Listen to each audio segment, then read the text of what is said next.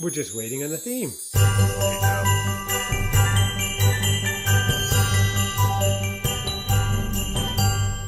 Hello, hello, and welcome everybody to the Christmas Cousins first ever live YouTube extravaganza. I am so excited.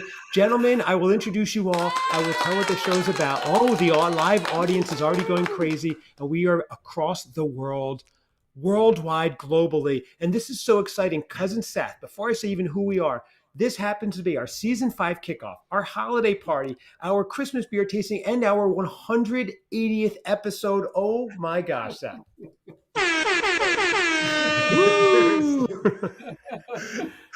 It would only be better if Seth got tattooed again. He is at the end of this episode. That's a big special. Good. Yeah. You spoiled a spoiler alert. Well, for those of you who are new to the show, let me explain who we are. We are the Christmas Cousins podcast. We are doing this live on YouTube right now, and then it will be airing on our channel. I'm Cousin Chad, and I love the holidays. I love the seasons. And I was talking to my beloved cousin Seth, and he was doing nothing. And I mean nothing, like staring at the wall, even if it was December. And I'm going, Cousin Seth, I must show you the way. This will be like your journey where we're taking you through the seasons, teach you how to love it all or maybe not like it all. We'll find out. So we did a podcast. We followed Cousin Seth, 180 episodes in.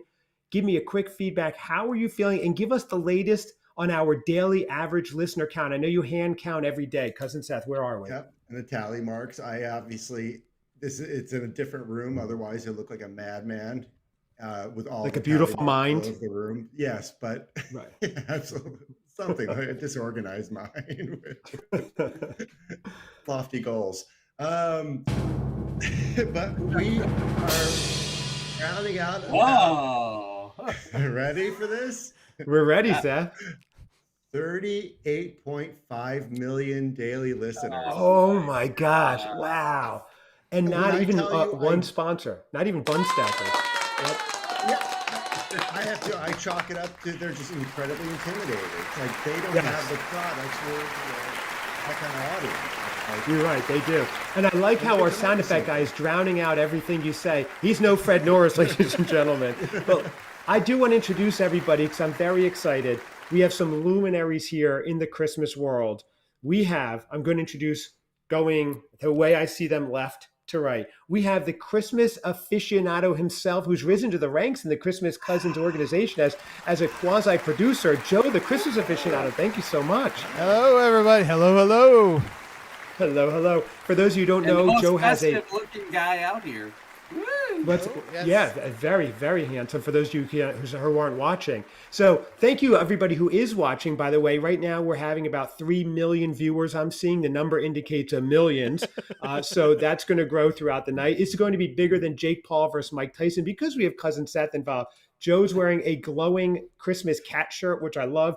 Joe has a Christmas YouTube channel called The Christmas Aficionado on YouTube. If you can spell it, you can find it, and you will love it. It spreads cheer all year. Very pure, only Christmas, great stuff, Joe. Next, we're introducing the center square, everybody. Normally, that's Whoopi Goldberg. Today, it's superfan Christmas cousin Lee, everybody. Welcome, Lee. Lee's hello. journey. Lee, I have to say, we first had you on. You were joining us little by little on Instagrams. Then you got on in a Trader Joe's tasting. Of course, after that episode, Seth and I and our whole staff, we said, wow, how did Lee do? We checked the metrics. The ratings were great. The reviews were excellent. Cousin Seth gave you the Roman Emperor thumbs up. We had you back on for a world market tasting. You succeeded again, and now you're in the big leagues, the Christmas beer tasting. Lee, congratulations. This is amazing. What a skyrocket. Now I'm on payroll. Yes, exactly. But Seth's payroll is nice. On the far right, you know him, you love him, and if you've listened to these beer tastings before, he's hard to wrangle, believe me. He is the festive one himself from the Festive Foreign Film Fans podcast, of which I'm a huge fan. We have Festive Bob joining us. Welcome, Festive Bob. This is exciting. I'm so excited. All we have to do is say beer and tasting and Christmas, and Bob just shows up. He's been waiting in his square for 3 weeks. Cousin Seth. Usually I just wake up and go, oh, it's time again? Okay. That's right. Well, think about how exciting this is. And again, welcome everybody who's joining. You can comment, let us know what you're thinking. You're joining along. Of course, anybody drink responsibly if you are. Here's the thing. we talked about this, if you guys remember. We did the beer tasting a year ago, and this is what it's all about. This is why I'm so excited. It was over, and I'm like, it's another year until we do this again. Who knows where we'll be, right? And then we also had a spring beer tasting, and during that, we were saying, I can't wait till it's late November or December, and we're doing the Christmas beers. And gentlemen, this is what it's all about. Good friends, holiday week, good beers, Christmas cheers everywhere. We're here together, feeling very blessed. Thank you guys for joining, and everybody watching, all 4 million of you so far. Thank you so much. This is very exciting. Chad, when you said you were wondering last year where we were going to be this year, and I'm like, should I be happy or sad that I'm in the exact same place doing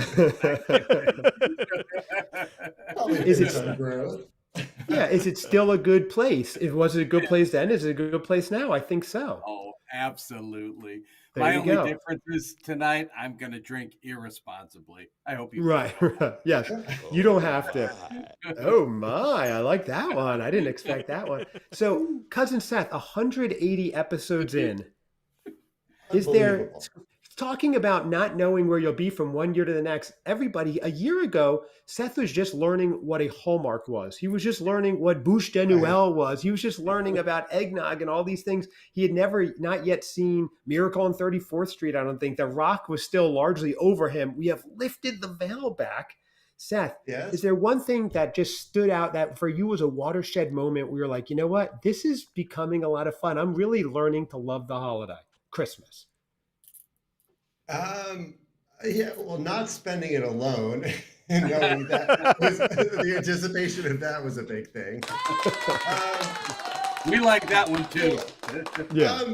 I have to say, the getting the tree and going out, driving out there, it was really nice, very picturesque going up there, and we didn't cut it down, but getting it and then bringing it back, and just being out there, having some hot chocolate and spending a few hours, it was nice. So I like that sound effect. Like living in a Hallmark movie, Seth. Your life started to mirror a Hallmark movie, and you even found love. Now, Lee, as a super fan of the show, you've been following Seth's love journey. I mean, you knew him back when he was just, like we said, staring at the walls, counting the holes in Albert Hall, as they say.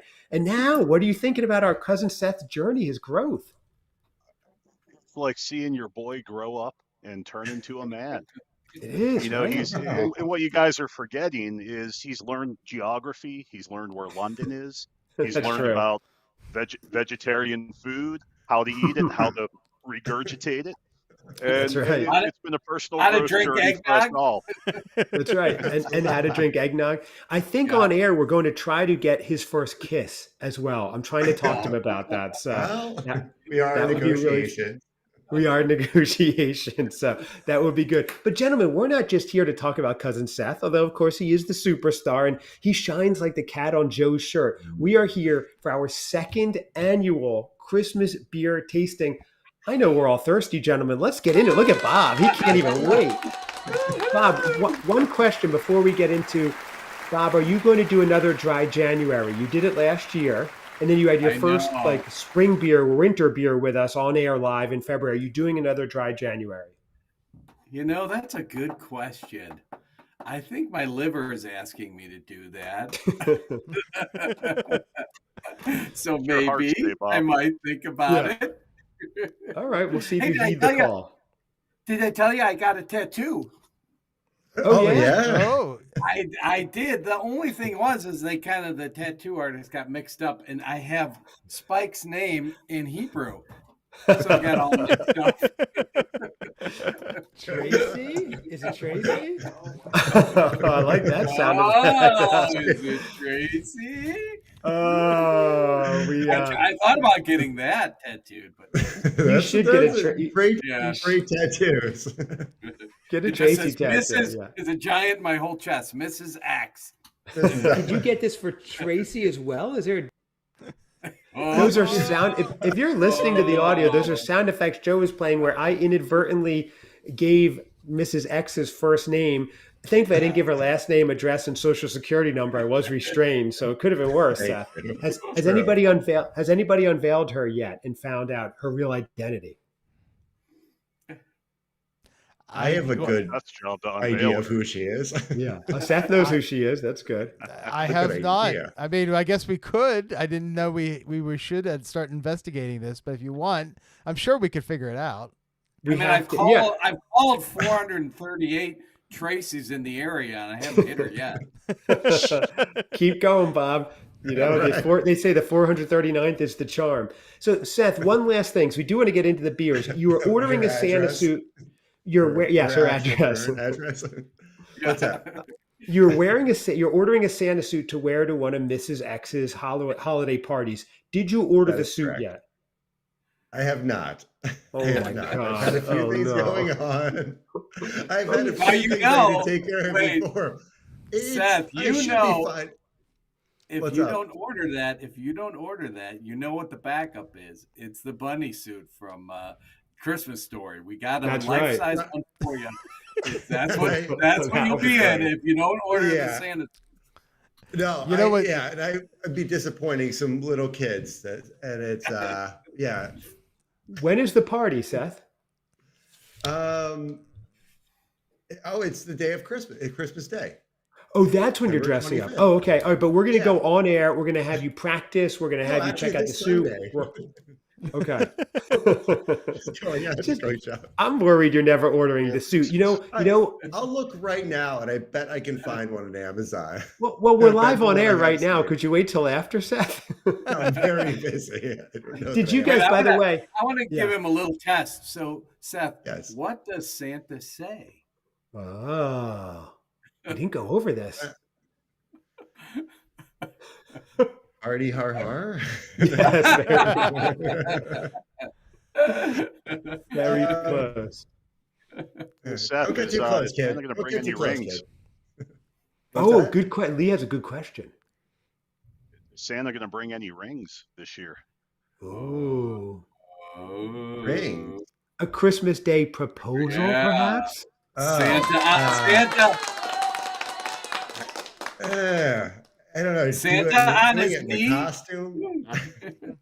In the costume, that would be a great episode. Awesome. It would be great for all of us. Probably not you, but it would be perfect for us. Yeah, exactly. Sometimes I forget it's his real life too, guys, and I just think what's funny for on air. Maybe you shouldn't do that. So, you know what you do? Chuckle out of it. Like, call her live. Seth, call her live on air and go in the closet where I keep my bowler cap. Look in the bowler hat. That's where the ring is, Stephanie. That's where the ring is. Next to the door. What do you think it is? So, all right, let's get into the drinking, gentlemen. It's time. I'm thirsty. We're all thirsty. I drink. I get to taste mine last. Lee, you're looking like you're already ready. So you want to kick it off as the newest addition. And Bob, please let Mark know we would have loved to have had him back on. We just only have 5 spots that we had, and Lee worked his way up. So let him know his performance was exemplary. We want him back. Should I have not told him that you hate him and you kicked him off? Well, if you recorded it and it's good for air, that's fine. But Lee, what are you drinking? What is your first beer of the night? Merry Christmas, everyone. This feels like a real holiday party. I'm so excited. Thanksgiving week. This is what it's all about. Guys. Merry Christmas. This is great. Yes, Merry Christmas. All right. So first beer of the night, Sierra Nevada Celebration IPA. This is a harken back to my Grateful Dead roots. Sierra Nevada's heavily tied to the Grateful Dead and their decades of touring. This is their celebration Christmas ale, if you will. So we have call it golden, little red, little amber in there, perhaps. Oh, nice. And I'm not gonna lie, I've probably had a few of these in my life. Tonight? In your life. Okay. I thought you meant tonight. Yeah, really? Yes. He's already dug right in. We know he's had a busy work week. He was ready to dig into that. Lee, first impressions. It's absolutely delicious. Everyone should have these every day. You're recommending it every day? As a doctor, Lee, I think. So you're recommending. I like. Yeah, it's a pretty hoppy drink. I'm usually not kind of a big IPA guy. The real hoppy stuff kind of tends to get to me. But this, it's got a little kind of a crisp flavor to it, and it takes a little bit of the edge off of the hops. So I'm a fan. Here's the big question from me, and I'm going to give you what it says. It says, freshly picked hops, rushed from farm to brewery, fill Celebration IPA with powerful citrus and pine flavors. When you're on the slopes with friends or building a backyard campfire for the fam, need a beer as fresh as fallen snow, pure hops, rich caramel malt, make this a celebration in every sip. So Lee, is this giving Christmassy vibe? Was there enough pine in there? Because for me, that's very important. Pine. Oh yeah, I mean this is like they took the Christmas spirit, bottled it up, and added some alcohol to it, and it's liquid cheer at its core. Really? Oh wow. Okay, that's exciting. Now, I'll warn you guys now. This is my go-to. I have a couple adventures coming after this beer that we'll see how it pans out for us.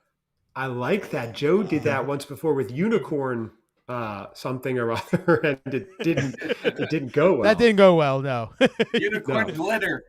Yes. Unicorn glitter farts. Yeah. Yes. That beer did not go well. It was on the shelf too when I went to go buy my beer, and I saw it there. I'm like, nope. Been there, done that. Well, Lee, before we move on, what is your rating for this out of 10? Oh, hold up. Wait. So, You gotta do it. Drum roll, please. Thank you. Ellen, drum roll. I'm going to give this, I'm going to say for the sake of the holiday and to remember the 49th anniversary of the sinking of the Edmund Fitzgerald, I'm giving this five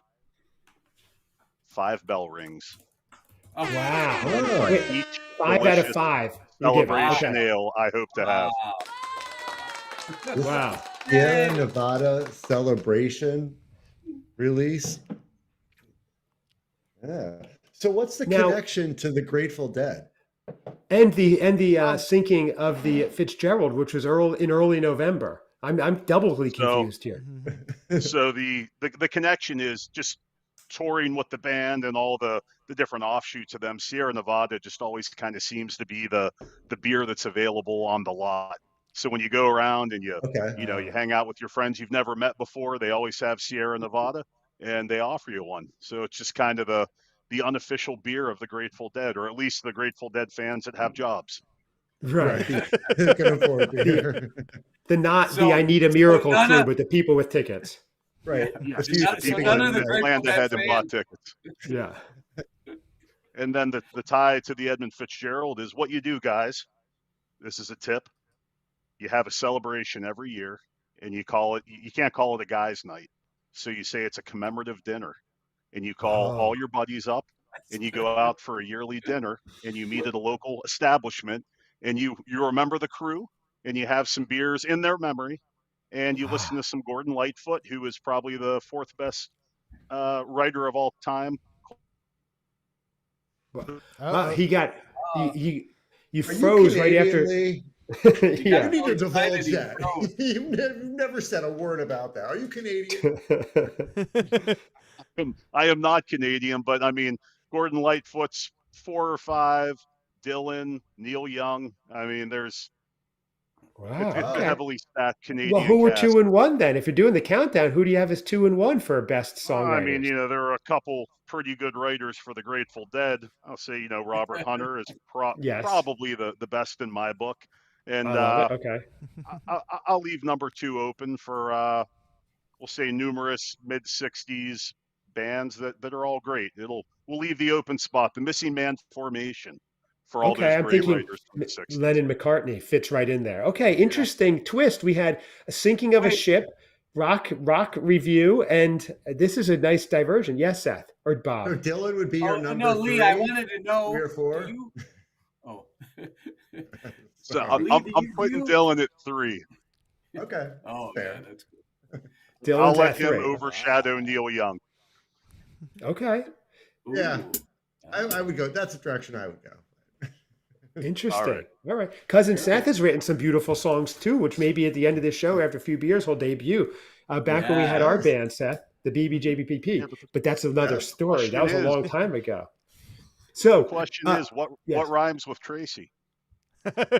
Tracy? Is it Tracy? Crazy, lazy. Oh, wow. Gracie, Macy. Gracie, that's right, Gracie. Well, to the wreck of the Edmund Fitzgerald, gentlemen, I like that reasoning behind it. Let's go right into Joe or Bob would be next. I think, Joe, you did so much work on this episode, but I know Bob is super thirsty. You guys discuss who's going to go next. You want to go, Joe? You can go. I will go. Right back. Okay. Okay. Oh. Okay. Whoa, Cousin Seth is tapping out. Too much Tracy talk.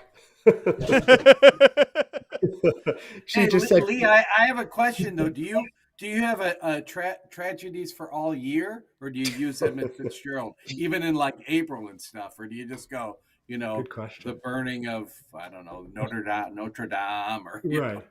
The Triangle Shirtwaist Factory fire. Yes, exactly. We only have the one tragedy, but here's what happens. So we all meet up this time at a local bar, and we jokingly called ourselves the Western Pennsylvania Hat Club for Men. So the bartender comes over and asks what we're doing. We say, "Oh, this is our quarterly Western Pennsylvania Hat Club for Men meeting." And she goes, "Oh, is this? We need to get this on Facebook. We need to get you guys in here every quarter." So we're working on a discount thing where we can get all our buddies there, have some beers, and we're gonna have to come up with tragedy every quarter now. That's really funny. Wow. You should do the Pittsburgh Christmas Cousins fan meetup, and that would be a good reason to do that as well. I like that. Bob, you could always do in October, the Great Chicago Fire, right? That's exactly. I mean, that's a big local one. So there you go. So Joe, you are up. What are you drinking? Yes, it's all about making something out of nothing.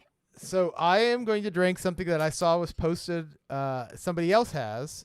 This is the Breckenridge Christmas Ale. I've had it. Yes. So okay, there we go. Right. Wow. Yeah. Okay, Breckenridge Christmas Ale. Breckenridge Christmas Ale.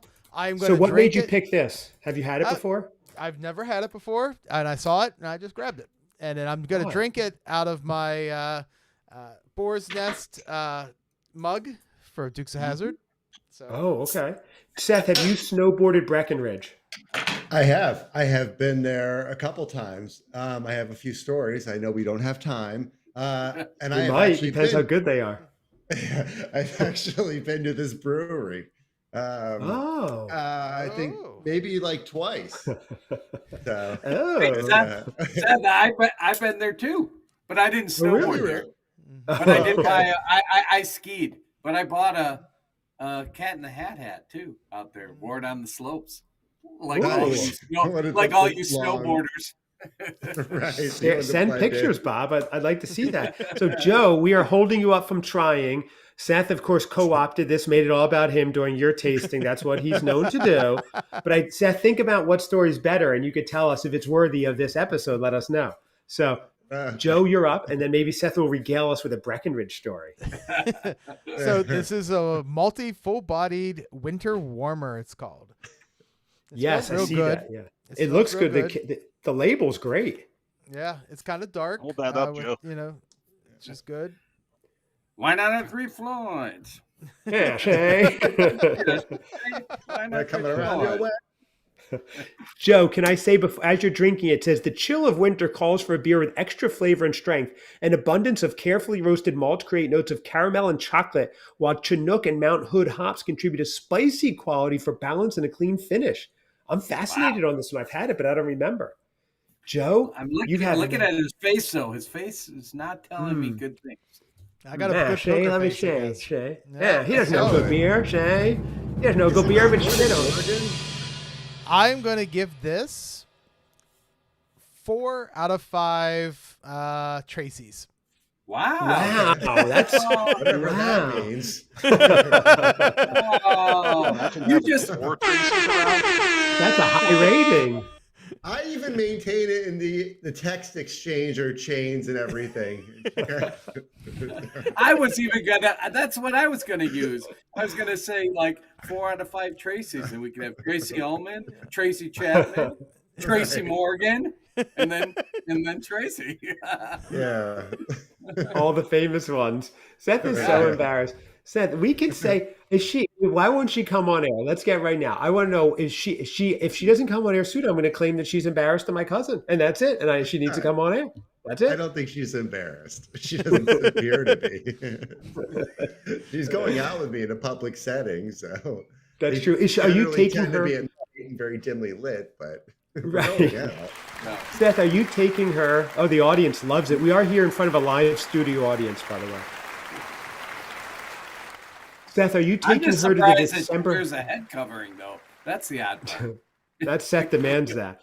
Bob, will Seth be taking her to the December 12th live festive fan show that you're having? That's the big question, Seth. Are you going alone or with Mrs. X? I'll go with her. Yeah. Oh, yeah, we'll bring her on stage.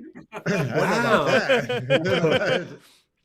Bob will meet her in person. I've only spoken to her on FaceTime a couple times. Wow. Can you see there's a step up onto the stage? I know the eye holes are very small, but now for those of you who don't know, Cousin Seth is talking about his paramour, his partner, Mrs. X, who we started dating not live on air, but February he met her and we followed the whole journey on air. So for those of you who are new, that is his girlfriend. She has a very high profile job, maybe with the CIA. So we don't reveal all her details. We call her Mrs. X or her other sobriquet, her nickname Tracy, which may not be her real first name. We don't know. Tracy? We could be throwing them off the Is trail. it Tracy?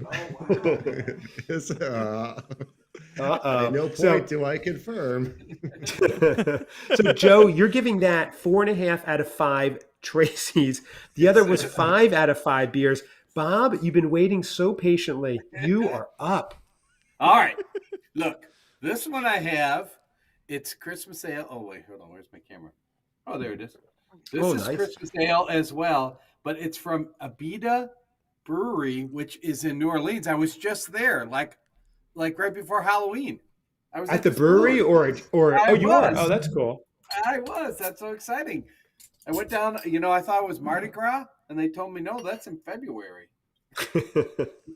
But you got such a good deal on Mardi Gras prices. I know. I did. The cover of this, Abita Brewing, ABITA, has Santa being pulled by 2 what appear like American alligators. It says our Christmas ale is a brown ale brewed with 6 types of malted barley, fermented American ale yeast, pale malts, caramel biscuit, Munich, and chocolate malts.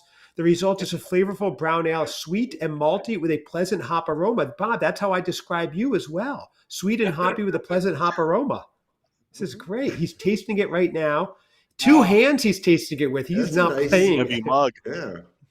And by the way, if you're watching and you want to comment or say anything, feel free, comment, let us know any thoughts. We have about 5 or 6 million people right now where it's going to slow down like the Netflix Mike Tyson fight. Very exciting.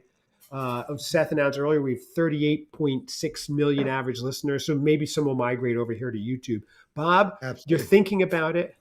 Yeah, and you can say anything. It's funny because comments. I've been waiting for this so long. We can take it. I'm wondering if it colored my perception. Okay. But I think, it's decent. It's okay. But I'm going to give it, 3 Dan Fogelberg, who is Seth's favorite songwriter. Yes, his go-to karaoke. Yeah.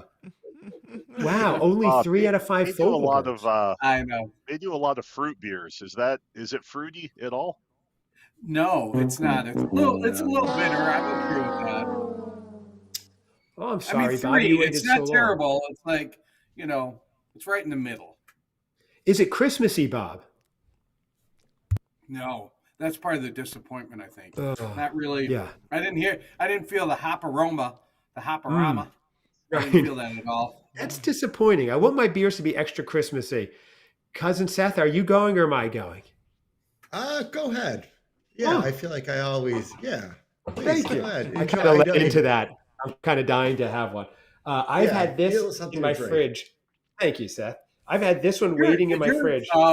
Did your ladies pick out your shirts today, boys? Look at you. See my matching. We always this match. This was a wardrobe change. Yeah. This is my Christmas plaid. Yeah, that's very nice. Oh, thank you. I'm just looking at the name of my own beer. So I have what's called the Holiday Bash by Raleigh Brewing. Now, I'm in North Carolina, and so is Raleigh. So I tried to get somewhat of a local one. There's a little geography lesson for you all. the holiday bash. I found this at my local Trader Joe's, which Ooh. beautiful. Look at that. Very I fun. love that. Now I'm hoping it holds up with what it says. They're actually having a holiday bash, but I want to see about the beer itself. So let me see if I could just find a little more information. Beers. If not, I'm just going to drink it. So do we have it right here? I'm not While you look seeing for it. that, Chad, I have to ask you: was that your actual cocoa bar? Is it open now?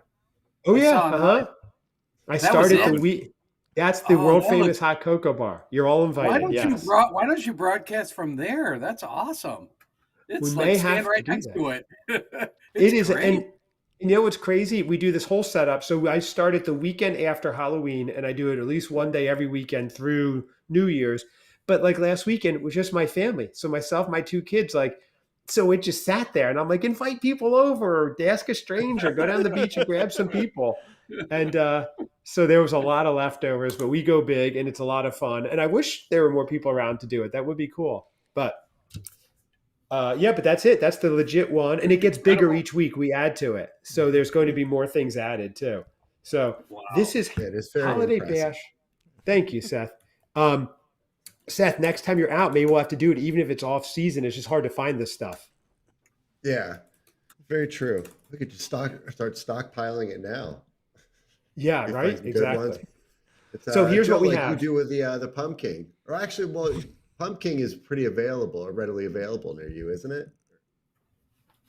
Wait, why do you need pumpkin for his cocoa bar? Oh no, No. I'm just saying as far as like seasonal. Well, the I know kids, you. I followed you, Seth. Okay. Seth's 14-year-olds making been it. asking Well, about. were you Texting drinking me. that pumpkin in London? the state of London? London town. In London state of town, London. where the Hey, The state of London. Seth, didn't you bring 14-year-olds can drink. to the spring beer tasting last year a winter ale? Wasn't that? Yeah. Didn't you do that? He did. He did. He found it in the clearance section. Remember? There must have been some attachment, like maybe a fond farewell to winter, possibly. Maybe right, or the discount. Here's I the can't thing. wait to Miss see you. let's see the Easter beer. Yeah, really. It's gonna be the celebration ale. I think he brought a pumpkin because that's what his beer is going to be. Right.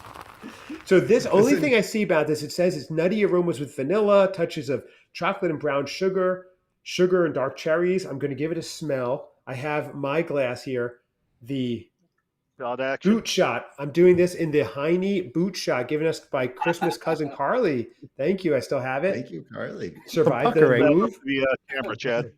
What's that? Hold that up to the camera. Yeah. All It's a right. glass I love boot. it. Isn't that It's a cool? nice one. Mhm. It's Yeah. very nice. It's about 1 ounce, I guess. Here we go. Is that I'm enough? puckering. Great. I'm getting I am getting nutty aroma. I am getting vanilla. Let me give it another try here. I just don't know if I'm getting enjoyment. Let me see. Joe is dropping sound clips. This is not fair. It's seamless. I love It it. is I seamless, love I it. know. It is. Puckering. I'm puckering. I Say have. while he's drinking. I'm It's. puckering. I tell you what. It is delicious. The question Juicy is it mouthfeel burst of sunshine on cloudy and hazy game days. Wait, is it really delicious? It is delicious. It is a lot of really vanilla, nutty flavor. It's really good. Tastes like a brown beer, but I'm trying to get if it's Christmassy or not, and that's where I'm stuck right now, gentlemen. You have to ask the smell question. It's fantastic. not bad. You're right, Lee. That's Joe, a good point. Joe, do you have any clips of me? No, I don't. Oh, They're all just censored beeps. That's all they are.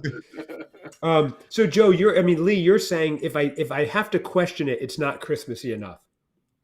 Absolutely. Very wise. That's interesting. yeah. There is an aftertaste that I'm getting the spices. I'm trying to picture right now it's July and I'm tasting this and do I feel like it's Thanksgiving week? Will it bring me to it? And the Falls winter. vanilla and the What you're tasting. spicing, that sounds Christmassy. It sounds it. Should be just All a right, very so that easy wasn't so great. fluid thing. What's that? Should very, All right, so that be a wasn't very so great. easy fluid. All right, so thing. that wasn't so great. I'm talking over myself. That's the thing. Sorry, You're I'm having way debating too with much fun with yourself. this. No, I know, it's all good. Joe's going to drive Chad insane tonight. Yeah, really. My poor wife. This is the voice she has to hear. It's terrible. It's really good. I don't know that you can find this outside of the state. It is delicious, and it is a warm, full-bodied beer. I am getting a spiced aftertaste, so it is Christmassy. Is it overtly Christmassy? Am I pulling pine needles out of my teeth? No, I'm not. However, it's definitely of the season. I know, Lee, you think I'm trying to justify it, but I feel like you're reaching, Chad. I could be. We'll see as the other beers go on. I want to buy some. Yeah. You sold me just when you said your first statement wasn't it? It's awesome or it's great or something. It is very well balanced. It is really good, and it feels good with the weather. Right, it's not overly Christmassy. I'm giving it 4 out of 5. Chad speaking over himself sound clips, ladies and gentlemen. 4 out of 5. Love it. Now, here's the thing. It taste-wise, it could almost be a 5, believe it or not. I'm giving it a point because it doesn't have that Christmassy feel. If I'm having this at the ski lodge at Seth's Breckenridge Estate midwinter, like mid-January, it's a 5 out of 5 by the fireplace. Not crazy Christmassy, though. So that's where I stand. So it's good, though. Raleigh Brewing, good job. Good job, Raleigh Brewing, my North Carolina brethren. As you know, I speak with a heavy Southern accent, being in North Carolina. Yeah. Oh, yes, you do. And you brought it back to Breckenridge so Seth can tell us his story. Oh, yes. Seth.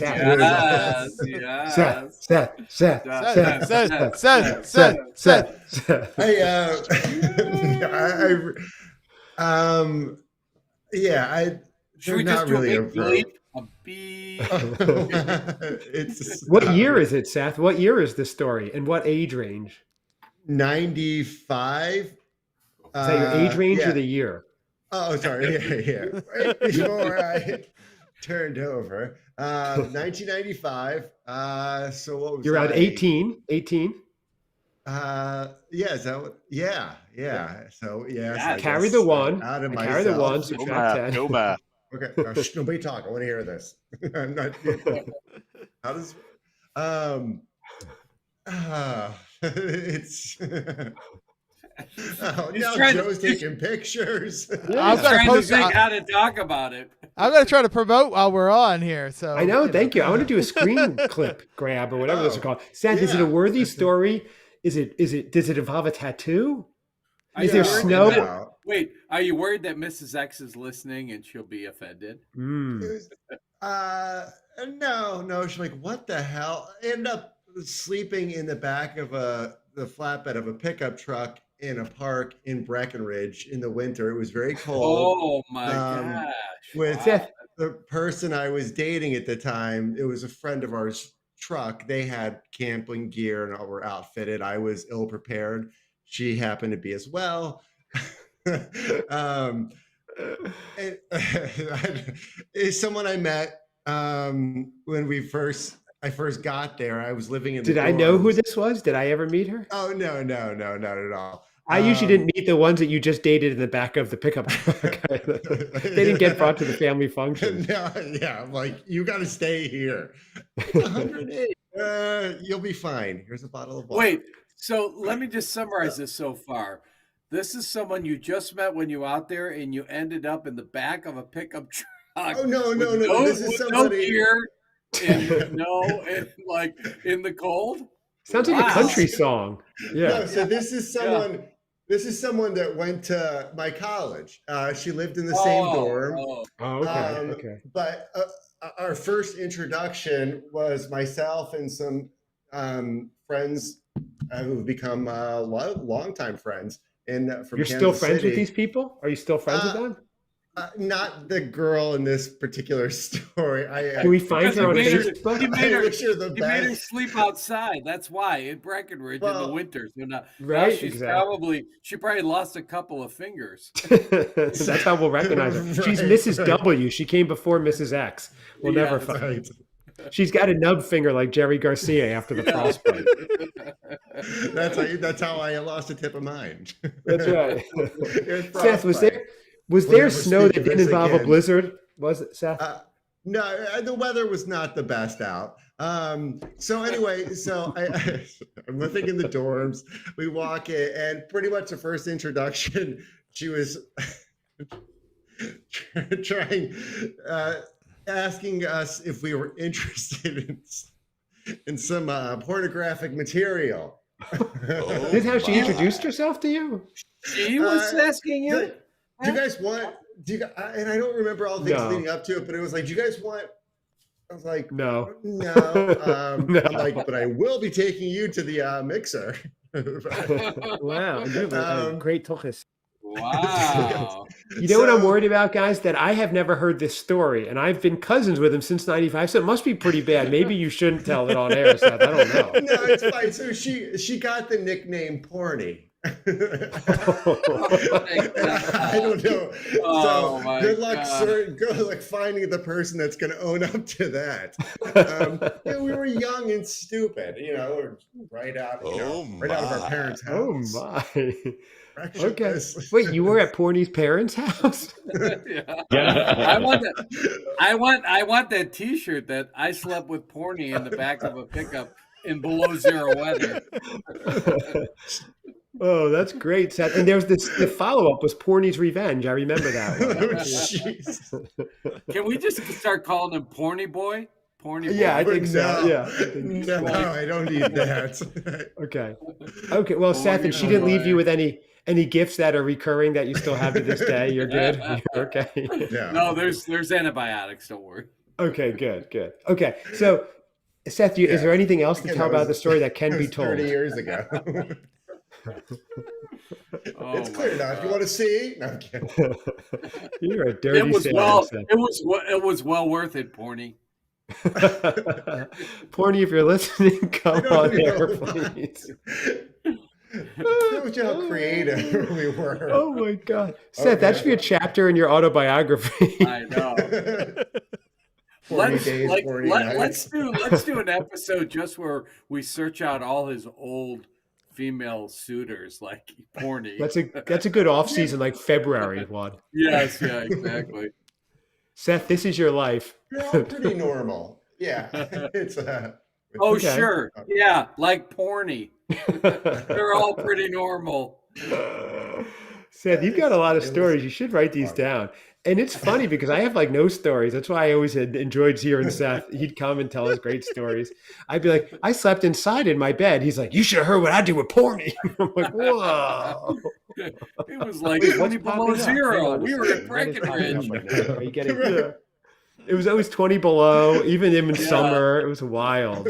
So I woke up and she was frozen. I heard Celebration Beer is in honor of that night, Lee. The one that you drank, they were celebrating Seth's and Porny's engagement that evening. So, but I see another reckless thing you could do is, we're living in Grand Junction, which is, if you look at a map, as far west pretty much as you can go before you hit Utah. Okay. So it's a little lower down, I guess, considered the valley. So the weather is actually pretty nice. And it's lower elevation. So as responsible drinkers, we were at 17 or 18, whatever it was, you start drinking when you leave Grand Junction. And by the time you get to, you go down 70, and by the time you get to like Summit area or like Breckenridge, you had a nice buzz going.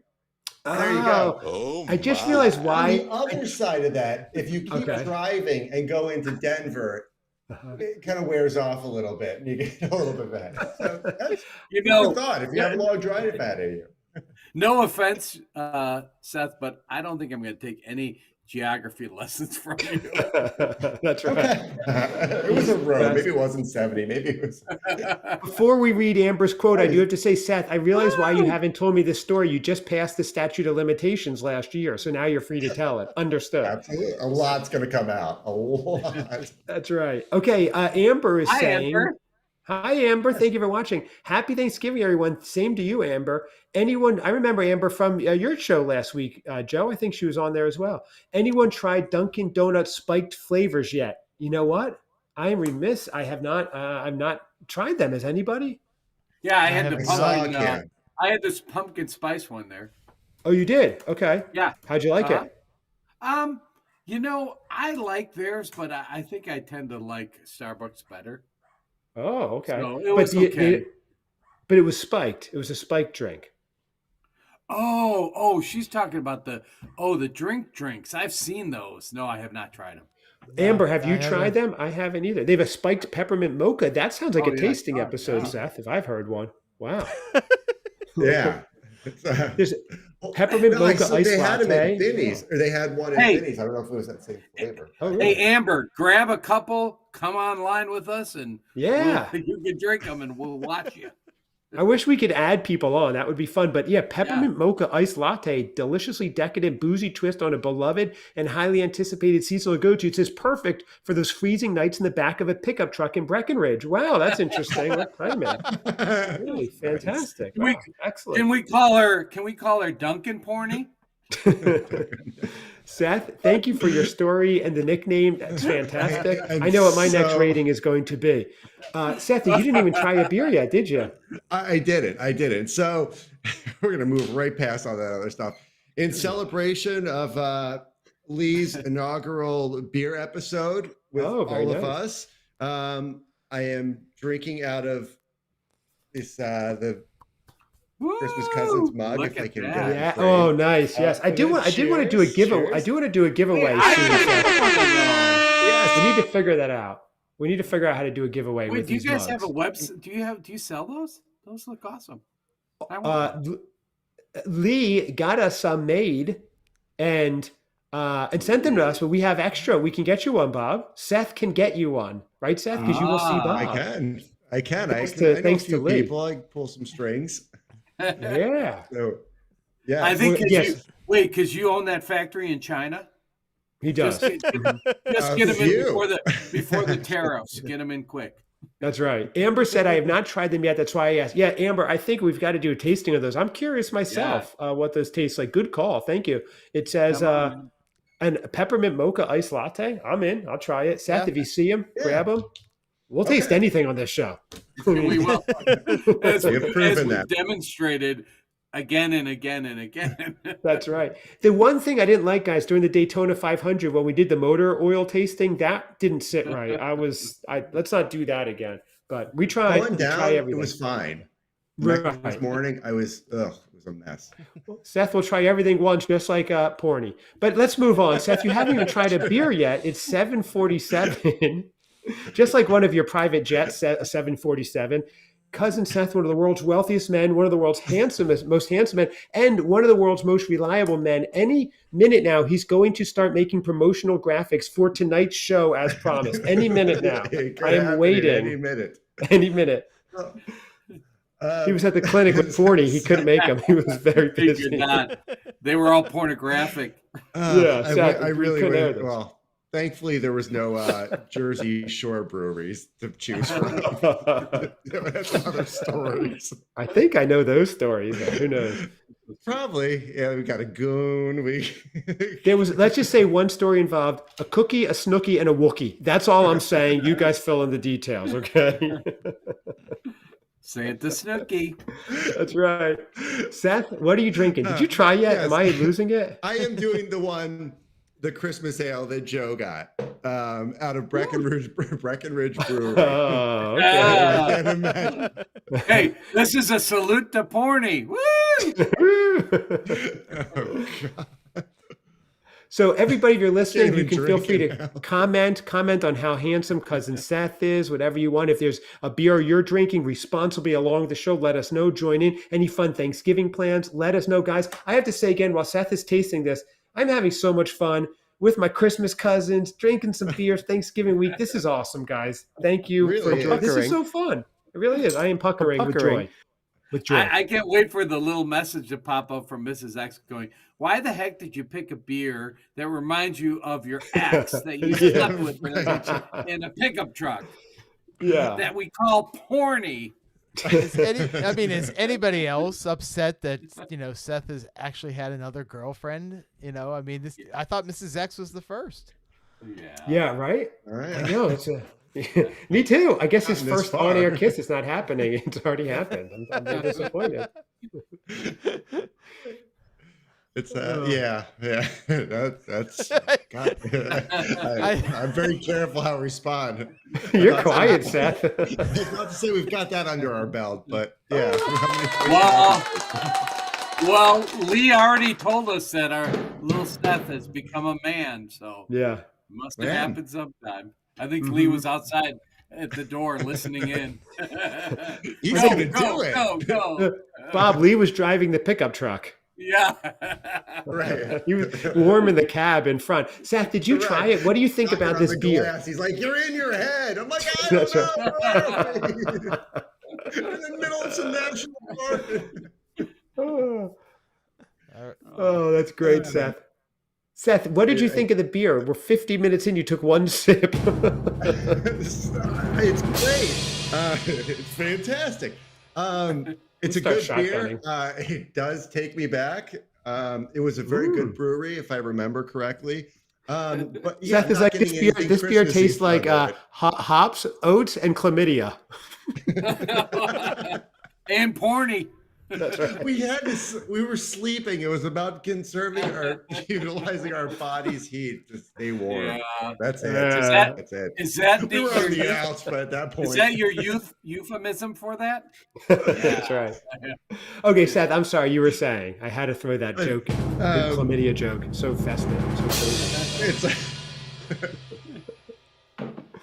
I'm gonna have to. Well, yeah, it does lack the Christmas any taste or anything setting it apart, make it Christmassy.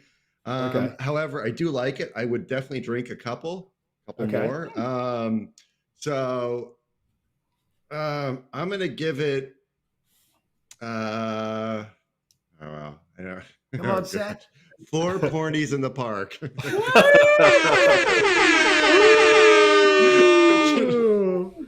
Wow. Oh, we have another comment. Sean McCormick. Seth, can you read that? You want to read it? I love Seth's reading. Everybody does. In an accent, please, Seth. Give Seth more alcohol for more stories.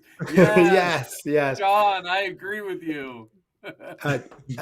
Sean is from Ireland. I know Sean has been listening from Ireland, also watches Joe's show. He says, Joe, I'm catching up on your videos currently at Christmas 1987. Great content. Sean, you've got a couple decades to go. I mean, if you're only Christmas 87, we're almost in Christmas 2024. So you definitely have to catch up. I agree with you. Give Seth more. We should not be drinking. Just Seth should be drinking. That should be the show. How great would that be? Chad, I think you do like your next season, do the inverse and have Chad or have Seth teach us about his life, like how to be Seth. You know, that's a good idea. Okay, you up for that? Frantic call at like 7:30 at night to drive down to Mantino, Illinois, to go pick up dogs because the transport truck broke down on the side of the road. Bob, let's go! We gotta get the fuck out of here now. Even Seth's good stories. He picked up 2 foster dogs last night. Even that had a story. Like even his good philanthropic stuff gets crazy. So. I think we should do an episode, Seth, where you're just drinking. Maybe like New Year's, like a New Year's special, where you're just drinking and we're just peppering you with questions. Did I tell you about porny? Yes, Seth, we heard that already. I think right. I just keep going back to that. I don't know why I can't get past it. What if I give a what do we do? Word association, Seth. I say the name of a month, and you say if there's a girl you know. Okay, ready? April. What? April. But just word association, throwing months out. Is there anyone who put that? I do know somebody named April. I did know somebody named April. I know. I know. Hear that story. Tracy. It involves Scientology and some exotic dancers at my parents' house on their back and deck. The Jersey Shore. What? And the Jersey Shore. That was a Jersey Shore time. No, this is at my parents' house in Chicago. And a Unitarian. Wait, that was with April? I thought April was a Jersey one. Oh, yeah, right. There's 2 Aprils. Whoa. Whoa. Yeah, even the calendar year only has one. Wow. What's that? I said even the calendar year only has one, but you have 2 Aprils in your stories. This is wild, Seth. Seth, every year. Wait, was it Scientology and what else? What's the combination of April? But this is a different one than my dear cousin is talking about. I know, but you said Scientology and something else, and I'm like, wait, what? Unitarian? I think. Do you know Seth's calendars go like this? Yeah, this a friend of mine who will remain nameless. At the time, Ron? he worked at no. He worked at IHOP, and this group of people came in. We live very close. He ended up bringing this girl over. She's very nice, but it was cold outside. She was like 6'4", very large gal. I'm a tall guy, but I didn't have a jacket big enough, so I found this down jacket. So I gave it to her, and she put it on. But I don't know. I'm sure a lot of you have seen the Chris Farley, that guy in little coat. And it's not such a bad news. Hey, so all this is going on. There's these girls that danced. I cannot believe I'm going into this. Oh, that's what you said. You said Scientology and like a dancer, yeah. Lee, I think you're muted, Lee. I didn't hear. Did you know Seth's calendar goes January, February, March, April, May, June, July? But that's just a Seth thing. Oh, why is this coming up? I just threw a month out, and Seth had 3 stories. Limitations is up on that, but wow. Lee, what were you saying? You were muted. You're still muted. Oh, yeah. Uh-oh. Still muted. He's speechless after Seth's stories. No, it's like okay. We'll find it back out. Let's get back on track. Regroup. We'll find another month, and I think every drink we get a Seth story. This is good. This is fun. Yeah. So the next one will be Scientology and strippers, but let's. No, I think that involved both. Yeah. This is going great. We are an hour in. We have only had one beer. I'm thirsty again. Good beer though. Lee, are you back on, or we still can't hear you? I think Lee is first. Lee is muted while Lee works out the technical difficulties. Let's go to Joe. I think it's your turn, Joe. And Lee, if we could help, let us know. Seth, do you have a story? Lee is muted. Do you have stories about Minnie Hoon who's mute? No. This is a cozy, warm episode. It's about merriment, and we're laughing and having fun. I stand by it. This is cozy, wholesome holiday fun. Yeah. Thankfully, my workload tomorrow is very light and lax, so I can spend the whole day thinking about what I divulge to the world. I won't let you divulge anything too bad, Seth. Don't worry. Yeah. Don't worry. Okay. Lee, is there maybe Lee you want to unplug and plug back? I don't know. We'll figure it out. Okay, Joe, you're up. I love that shirt, Joe. My next one is a Shiner Holiday Cheer. There we go. Woo! I love Shiner beer. I feel like I've had that one too. That's a pretty well-known one, right? I love the can. A good one. Yeah. Yep. And I figured if I'm going to drink it and celebrate Christmas, we'll just drink it out of the moose mug. Nice. Love it. I love it. Very nice. I need to get that moose mug. I should have one too. I should get it out. Bob, I'm surprised. Oh, you do have one. Okay, I was going to say, I was surprised if you didn't have one. This is Shiner Holiday Cheer from Spotzel Brewery. Holiday traditions come in all shapes and sizes. Theirs are in freshly wrapped bottles and cans. Old World Dunkelweizen brewed with Texas peaches and roasted pecans for cracking open in front of a crackling fire. I want to try this one. Yes. Dunkelweizen I like. Texas peaches sounds great, and pecans. I've had it, and it's really good. It is really good. Really? I'm not kidding. Okay. So this smells amazing. It really does. Yeah. It smells like Christmas. Oh, really? Oh my God. Yeah. It is probably the most Christmassy smelling beer I've ever had. No way. Wow. This is monumental. I haven't tasted it yet, but it smells so good. Lee, we're going to try troubleshooting with you after this. It's a monumental moment right now, Lee. It's the most Christmassy smelling beer Joe has ever had. So it smells like Christmas. Will the taste live up to it? Joe is drinking out of a National Lampoon's moose mug. He's wearing a Christmas cat that lights up. This is the most Christmassy thing I think I've ever seen. You just need Santa to be on Santa's lap drinking this. This is great. All right. my Look at this gosh, world look we at created. this whole Shot. combination. Oh, he's taking a sip That's a in the picture. snow globe Someone of a take a podcast. picture of that. I know. I have Joe, a screen. you look the heck? incredibly. This looks incredibly festive. It does. From It the really shirt does. To your mug. So you guys ready for my rating? I cannot Yes. wait. So this is what Joe is calling am. the most Christmassy smelling beer he's ever had. Wow. Wow. Wow. This is probably the best Christmas beer I've ever had. Yes. Whoa, really? Yeah. This is heavy. This is better than the Southern Tier 2 times Christmas. Like, this is so good. It is so good. Yeah. I'm going to... It really is. It Lee, is. not a good time to be muted. Poor Lee. He can't even say it. He's like, what? I still can't hear, right? Oh, I'm sorry. Go on, Jeff. No. This is a 5 out of 5 Seth inappropriate stories. Wow. Oh, wow. Wow. And if And we you- could get all 5 of them, that would be incredible. Yeah. Oh, man. And you're drinking it out of a moose mug. Mm-hmm. So You are. I was in the northern woods of Minnesota. Just kidding. I was alone. Oh my god. Not by my own choosing. I was But left the moose was pretty though, Seth. Yeah. This is She from had lipstick Spetzel. on. Bob, this is Spetzel Brewery, which is in Texas, and Seth certainly has Texas stories. We know the tattoo was in Texas in Galveston. We don't have time for all that. Joe, now what makes it so Christmassy? What is the flavor that is just coming through and saying this is Christmas in a can? I cannot wait to get this. I have to find this before Thanksgiving. Where can I find it? around Yours. It does have there's a bit of a Christmas spice to it, you know. Okay.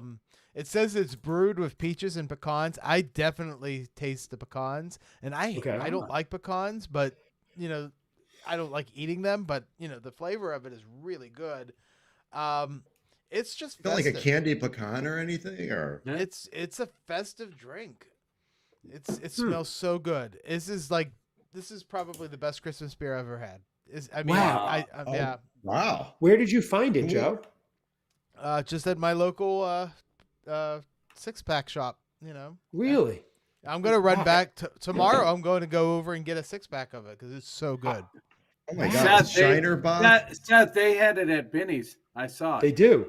But Did I've they? had What's it it- before, so I didn't want to get it, but I agree with Joe, and now I'm going to get Chad's and Joe's tomorrow, both of them. Yeah, What this is it sounds called? amazing. Shiner Bock. Shiner. Seth, they say there's nothing finer than an ice cold Shiner. You know that, Seth. Absolutely.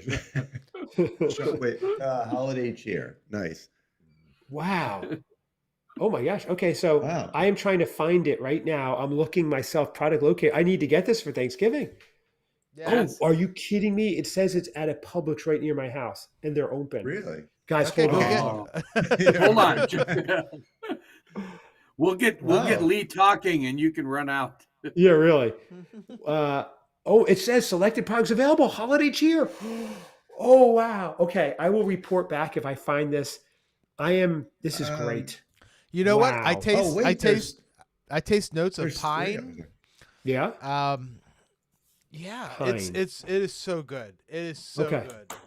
Joe, great find. Will another beer trump this one for this evening? Will there be the one that tops it? So let's see. We'll Lee, see. so you're still muted, Joe. Any suggestions for Lee? So Lee, maybe jump off and jump back in, see if that works. Because if your microphone's not dead, then it's probably some kind of audio setting or something that needs to get checked in. So Wait, he can hold up the beer he's going to drink, though. He can show us which one he's going to drink next. Just show it. That's true. Yes. Can It is anybody do a the- good beer Lee impression? Great Lakes. Lakes in honor of you guys. Cookie Cookie exchange. I Nice. love Cookie it. milk stout. Oh, okay. Lee, that's a good find. Nice. An homage to Seth and Bob where they are too. That's very Yeah. nice. Okay. Lee, what a time to be muted during the greatest Christmas beer find of all time, perhaps. That's like when Lincoln's microphone cut out halfway through the Gettysburg Address. That's what happened. He's a 4 score and it was just all I hate it. silent. Yeah. I hate that when that happens. Yeah. four score and several shiners ago. That's what happened. Bob, you want to pick up the slack and go on your next one? I have one, my last one, I'm hoping will rival Joe's. But this one I wanted to try because remember Schlafly, the pumpkin? Yeah, Schlafly. Yeah. Schlafly, yeah. So now we got Schlafly Christmas Ale. Schlafly Christmas Ale. Schlafly, okay. And did you go to Benny's for that one? I did. Okay. Did you? Yeah. That seems to be the best bet. Did you see this one? I didn't. I spent some time there. This is the vanilla pumpkin. Oh no, this is the Christmas ale. Yeah, the Christmas ale. Not Bob, have you had this? One. Have you had this before? No. Okay. I've had the pumpkin one. I haven't had this one. This is fascinating. So here's the write-up, Bob, and I'm really interested in what you have to say here. First of all, the cover of this, I wish you could buy these in like posters. It's beautiful. It's like an old-fashioned Christmas tree decorated Schlafly. Our Christmas ale is a warming winter ale that blends the spices of the season with sweet caramel malt. The inspiration for this beer, now here's where it gets interesting. As interesting as a Cousin Seth story. From spiced holiday beverages such as wassail and mulled wine, around the holidays, the sweet and spicy aromas are the perfect complement for enjoying each other's company and spreading goodwill, which we're doing here tonight. Bob, I can't wait. I'm fascinated by our own show. I want to hear how this one goes. I know. Look at that. We go. And everyone watching, feel free to comment. You can just comment on how handsome Seth is, on whether or not, let's vote, Will Lee's. While you're tasting it, Bob, Lee, you want to see if this works. Here we go. It is muted, but Bob's beer is frozen. No, he's not frozen. I'm going to say, yes, this is definitely your video is okay, Lee. Better than the Christmas ale, the previous Christmas ale, but I'm still going to give this only 3.5. I think I have high standards for my Christmas beer. So I'm going to say 3.5. 3.5 Porny Boys and the Outsiders. 3.5 Porny Boys and the Outsiders. Here's my question, Bob. As a beer alone, how is it? It's, you know what, I would drink it. Kind of the other one. I would drink it, but I wouldn't go out and go, I need to get this for the holidays. Like Shiner, I've gone out and bought like a case of. And have you ever had a Christmas ale? The Great Lakes Christmas. I know Lee showed the Cookie Exchange. Great Lakes Christmas Ale on tap. Awesome. That's another awesome one. Yeah. It's not as good in the can or bottle, but if you get it on tap, it's awesome. Really? Okay, but so this one is Lee, okay. Check your it's settings. Okay. It looks like you muted yourself, it says, Lee. So look for the sound level and see if the mute button is checked. If you see the guest chat, we're trying to do that. So Bob, just okay. Are you getting Christmas vibes? If you had this off-season taste it, would you go, that's Christmassy? It doesn't seem like it. No. It's kind of stouty, but not Christmas stout. Like I like the Christmas stouts. This one, it just none of the notes are coming through. It's not, I wanted it to, but honestly, the Schlafly, the pumpkin one, I'm not a big fan of that either. So wow, nice label. Nice label though. Great label to have around. Okay, so it's just not living up. And I agree, Bob, you should have high standards for your Christmas beer. It's the Christmas beer. I know, it is. This is the World Series. This is big time. If you're going to name it that, you should be there. So I'm with you with that. I as well. High standards. That's so okay. Here's it. So Seth, I'm up. Yes. Lee would be up. Yes. Lee is still yes. The honors. You are up. Okay. Lee, do you see? Well, hold on. Let's just see if we can get this fixed. Lee, do you see like a box where it says sound? Is there a button that says mute? Because it says you have muted yourself. It says you have muted yourself. There's a sound level to see if mute button is checked. Okay. Well, this is since I'll keep it going. Lee, you keep trying. I'm going to pull. I have one that I'm waiting for that I'm most intrigued by.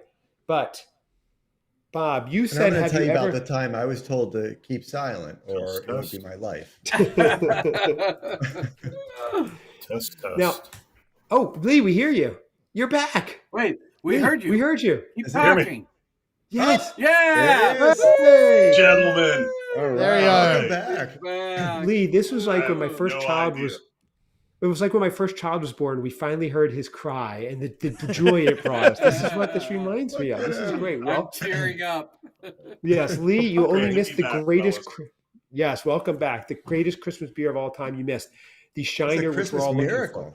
We have It found was the a greatest Christmas beer of all time. It is the best. I am going out tomorrow and buying this a 6-pack of this for Thanksgiving to drink at my parents' house and get a little lit, and it's gonna be great. Oh, that Lou? sounds We wanna see it. fantastic. Show us Yeah. a video. Joe, are you You going to just ride on that need- giant rocking horse of your parents and drink a beer? Send us a picture of that. I could, yeah. Please do. That would be fantastic. That would be Will you awesome. just be doing beer, or will you mix it up with some nice bourbon or whiskey? Or Well, I did buy a methamphetamines? I don't know. I did No, I just did kidding, buy a new whiskey the other day. I'm always buying whiskey. I'm a sucker for it whenever I find it. And I bought this one. It was 132 proof. And it's amazing. It's really good. It's made by a company called here in Pittsburgh called Wiggle. It's a single rye barrel, and and I poured a little bit for Mrs. Aficionado, who took a little sip, started coughing, and is it's too burny. That's what she said. And she had to mix it with Joe threw her in the back of a truck. she ruined the whiskey by throwing in some Coke, and because she had to mix it because it was just too strong. But yeah, so I love that you just called her Mrs. Aficionado. I love that. That's her. I can't relate. I can't. Chad will eventually probably say her name because her first name's Tracy. We know that. It's Tracy. Yeah. That would be amazing if it was. Yeah, but that's right. Did you find the whiskey peaty boff? Was it a little peaty? No, it was not. It was not peaty at all. That's Wiggle Whiskey, 2401 Smallman Street in Pittsburgh, everybody. So check it out when you're there. Yeah. In fact, I'm actually drinking I've had a little sip of this because it's rather a good time. They have a whiskey called Rudolph, which is a Christmas whiskey. Oh, wow. Is it good? It is really good. Wiggle whiskey can be hit or miss. It can be really great if you get like the single barrel type stuff. And then if you get the stuff that's just kind of like a little less amount of alcohol in it, it's not as great. But their Christmas whiskeys are good. Their spice whiskeys are good. And their single barrel stuff is really great. So do you does it turn your nose red? Maybe if I drink a lot more. If you leave there and drive just straight up 24th Street, you'll end up in the Allegheny River. So be careful over there. It looks very close. I'm nervous for you. And you also be in the strip. You'll also be in what's called the strip district. So they're just take it from there. Seth? Yeah. Wait, That's like so. Seth, did you practice Scientology there? Weird. Minors. Okay, so Lee, you want to jump in with your beer because you were muted and now you're back. Your cookie. Yeah, that Seth, cookie your mic's a little low. Okay. All right, so Lee, you guys can hear me okay? Yes. Mm-hmm. All right. We heard so you fine before. We were just messing with you. We were hazing you as the newbie. I accept. Absolutely. What? We can't hear you. I'll put this Great onion between your butt cookie. cheeks. We're going to pour the beer down. I know. I'm not getting I went to a truck, very Seth. small school with a very small Greek system. So this is a Great Lakes product, and I'm a Great Lakes fan. They have Elliott Ness, they have Edmund Fitzgerald, a bunch of other good dark beers. So we'll give you a little look here. Oh, wow. Pretty That is Wow. dark. It looks good, dark. Wow. Oh, I have high hopes. When this night started, if you would have told me we would have had 2 Edmund Fitzgerald references, I would have said no way. Only on this show. It's an intellectual show. People don't give us enough It credit, is. but it really is. History, we cover Step a into lot. my world, Bob. All right, guys. This has a lot of coffee hints. Okay. Caramel vanilla shortbread, it says. Yeah, to me, it tastes a lot of coffee. Definitely sweet. Has a little bit of a. I'm probably picking up that vanilla, but it reminds me of kind of icing. Mm-hmm. Oh, really? Oh, okay. cookies. Vanilla icing flavor. So you're getting cookie dessert flavor, but not so much Christmas yet. All right. Yeah, I'm going to say no Christmas. Wow. It hit me right away. Okay. So to me, this is more like Thanksgiving dessert. Oh, interesting. Okay. So this is one that you probably have one or two of and then call it a night. Is it certainly strong? not Like, a session beer? What's the ABV on that leak? Is it a heavy one? I would assume. 5.5. So. I see. It's 5.5. ABV. Apple bottom vixens. That's a baby. That is. Apple bottom vixen. There's a story behind that too. I know. That rolled off the tongue too easily. It was she called him Apple bottom vixen. Yeah. April's initials were ABV. Right. I'm thinking. So Lee, you're liking it, but you're not getting a lot of Christmas out of it. Yeah, there's not much Christmas. I'd say it's a nice fall dessert. You know, you could have this after a nice evening meal. Mm-hmm. I would give this 3.5 grandma's cookies out of 5. Wow, 3.5. Okay. You know, it's good. You eat grandma's cookies, makes you feel good. And right. This would be good to buy a 6-pack of and kind of keep it around for the fall season. Right, but not so you're knocking some points off because it's not Christmassy. Yep, knocking a point off. Yeah. Wow, a full point. Okay, so it would be a 4.5. So it's a good beer, not Christmassy. Now I see you are drinking a Great Lakes beer. Seth and Bob are near Great Lakes. Joe is near a Great Lake, the Monongahela River, which is like a lake and a river. And Bob mentioned the Christmas Ale by Great Lakes. I am using all my magical powers right now, and I am going to conjure up and manifest a Great Lakes Christmas Ale. That's right, gentlemen. Great Lakes Christmas Ale. I can't believe that worked. Guys, when I picked it, Bob, when I picked it up, it was a Miller Genuine Draft. I cannot believe that worked. It's amazing.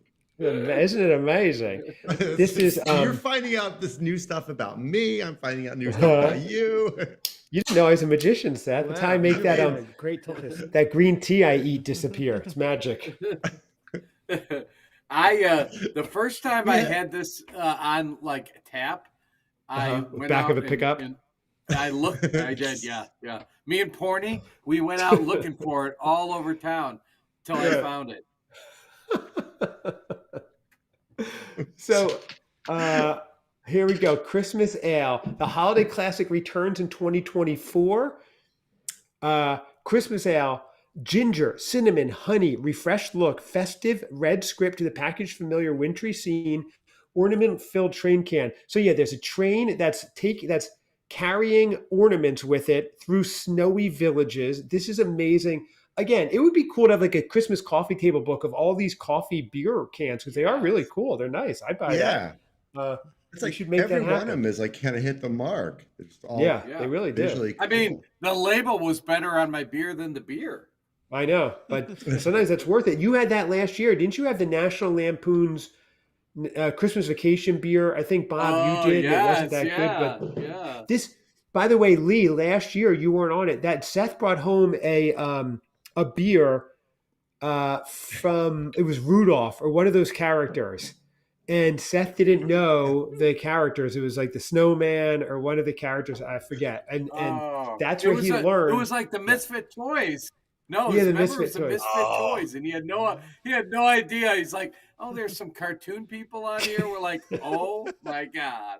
Oh yeah, no, I think I remember this. Yeah, that was a great moment. Well, I will let you know that I have done some research, looked into it more, and informed myself, and become a more informed Christmas individual. And it's Rankin Bass characters. Aren't you doing a Rankin Bass? Aren't you gonna do that like for Seth? Doesn't he have to watch all the Rankin Bass? I thought you said that on your show. He really should. I am working on it, but I'm also working on a side project. It should come into fruition very soon. I just have to learn how to animate. That's it. Never happening.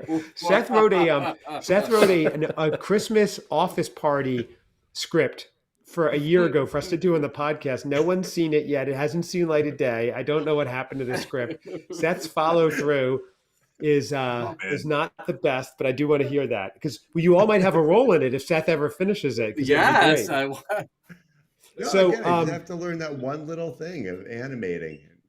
Okay. How hard just that. It's like nothing. Just call. Why don't you call Pixar or buy Pixar and they'll do it for you? Buy it. Exactly. That's right. I could do that, couldn't I? Yeah, really good. I am going to try this beer. Ginger, cinnamon, honey, and a refreshed look. Okay, here we go. I love this. I'm excited for it. Let me smell it first. Oh, I'll pour it into the boot. There we go. Okay. I wet my nose and didn't smell it. I went too deep, boys. Not a ton of smell. That one, Joe. Or I'm stuffy. Yeah. But let's see. I'm going in. Here we go. Salud. Oh gosh.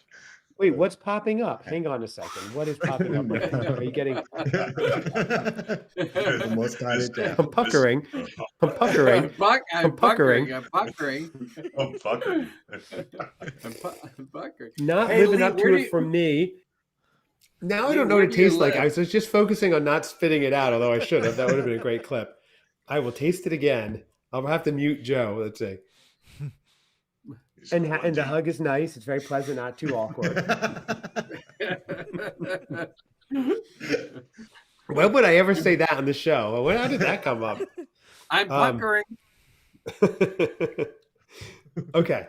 I'm going to taste this for the third time for the first time. All right. I'm very excited to give this a try. Wait, Lee, where do you live? Where do you live? Pittsburgh. Oh, you're by Joe. Mm-hmm. Yeah, we're right down the road. We discovered that we are literally 10 miles away. Oh, that's funny. Mm-hmm. Oh, wow. Well, wow. Okay. So I tried this beer. You guys should record together. You guys should road trip together to Chicago for December 12th for Bob's live show. That would be awesome. Yes. That would be I'd have to fly out for that. So I tasted this. It let me down a little, actually. Oh, really? It's let me try one more sip. No, Chad, what I will tell you, seriously, there's a big difference between it on tap and in the bottle because really? I love their Great Lakes Christmas Ale on tap. I've bought it in bottle, and I don't care for it. It's not the same. I really think you have to have it, fresh. I think you're right because I don't like this as a beer or as a Christmas beer. So very disappointing. I love the label. I'm giving it a 1. Thank you, Joe. A 1.5 out of 5. Oh, wow. And that's being generous. I wouldn't drink this again. I don't like the aftertaste. I don't like anything. Wow. 1.5 is only for the label, actually. And coming off the Raleigh beer, which was delicious, I'm moving back to whatever I have left of that. So cheers to Raleigh Brewing. Oh, give it another try here. I just don't know if I'm getting enjoyment. Let me see. When did I say a hug is okay? Whatever that hug line is, when did I say that? And the hug is nice. It's very pleasant, not too awkward. I don't remember. You don't know. You were coaching Seth on his first date. Oh, you're right. That could be. Seth, when you were walking him through the steps, yes. Yes. A hug is nice. Seth, you are up. Okay. Which one did I go? Oh, I was excited about this one. So this is from Central Waters Brewing Company. Okay. Oh my! It's a bourbon barrel, but it is a cherry Kringle stout. Wow. You won't be able to see it because it's in a glass. Seth, you had a Kringle last year, correct? Yeah, they're delicious. Yeah. From the Danish, Danish Kringle at the Owen, was it Owen and Bakery? Yes, absolutely. Yeah. Actually, I should run up there. Look at how much he has grown in a year. Right? He wouldn't have even known what a Kringle was like 2 years ago, and now he's like, "Yeah, I had a Kringle. It was awesome." Yeah. He went from Pringles to Kringles in 1 year. It's a major growth. Right. Seth. That's what my autobiography is going to call it, Pringles to Kringles. I like that. From Pringles to Kringles, from the back of a pickup to the top of the boardroom, the Cousin Seth story. Right. Chapter 4, Porny. Okay. From porny to power. It's a self-help book. Yeah. Okay. Oh, it's crazy that she's running or maybe now. maybe it's like from trashy to Tracy. Oh, nice. I like that's good, actually. Seth, what did you say? She's running a movie studio? What are you saying there? I'm joking. I have no idea. Okay. Tracy? Is it Tracy? Oh, no. I was saying the porny individual you guys keep talking about. We know. Okay, Seth. Just an individual. Yes, this is the Cherry Kringle Stout. It smells incredible. It smells like a nice stout. Cherry Kringle Bourbon Stout, rich bourbon stout infused with flavors of real Wisconsin Kringle and Door County cherries. Door County's in Wisconsin. Yeah. Yes, absolutely. Oh, yeah, it is. Door County, yeah. By Alpine, I believe. As you drive up there, there's lots of cherry wineries and stuff like that, and it's really nice. But yeah, this thing smells fantastic. So Seth, if you're taking Mrs. X, you can either go Door County or Traverse City. Traverse City's cherries too, and that's a romantic place. Yeah. How far is that from? Was it Saugatuck? It's further. This is great for the people listening. This is fantastic. I think our Michigan we're talking Michigan. No, Michigan geography. It's like, that's why everyone's tuned in. Yeah. Why don't you guys go to Bob and Seth's podcast? Where in the world is Seth? That's a much better podcast. I have to offer, though, Traverse City, you can go to Madonna's parents' winery, and they don't have you go there and they don't have pictures of her or whatever. But if you know her name, like Cipollone, they don't try to traffic on her name, but it's her parents. They have a winery there. You can go. Oh, that's cool. Oh, wow. Yeah. I generally make it a practice of mine not to inquire about people's last names end in a vowel. So just a good rule of thumb for you folks out there. He learned that in his days in Jersey. It didn't end well one night. Right. I'm looking, by the way, at Door County's website, and they have a Chris Kindle market. They have a really cool downtown. It looks fantastic. Seth, this would be a great place to go. If it's close to Maritime Festival of Trees, really cool. Okay. Yeah. Door County is great. It looks beautiful. And hey, Seth, you have to golf at the Red Putter. Because so he's got a story. This is a story. River, across the street, they have jungle gyms or whatever. They have this really fancy, miniature golf place that everybody goes to, and they have big volcanoes and everything. But across the street is the OG. It's the Red Putter. You go there. The guy wears a red derby. And you can bring in your own beer, and it's just a regular place. So we all go there. We flip off the Adventure Time golf.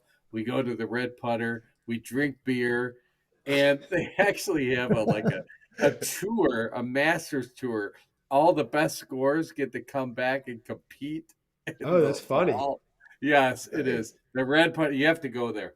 It's the awesome. Red Putter. If you're there, Seth, there you go. Yeah. There's horse-drawn carriages.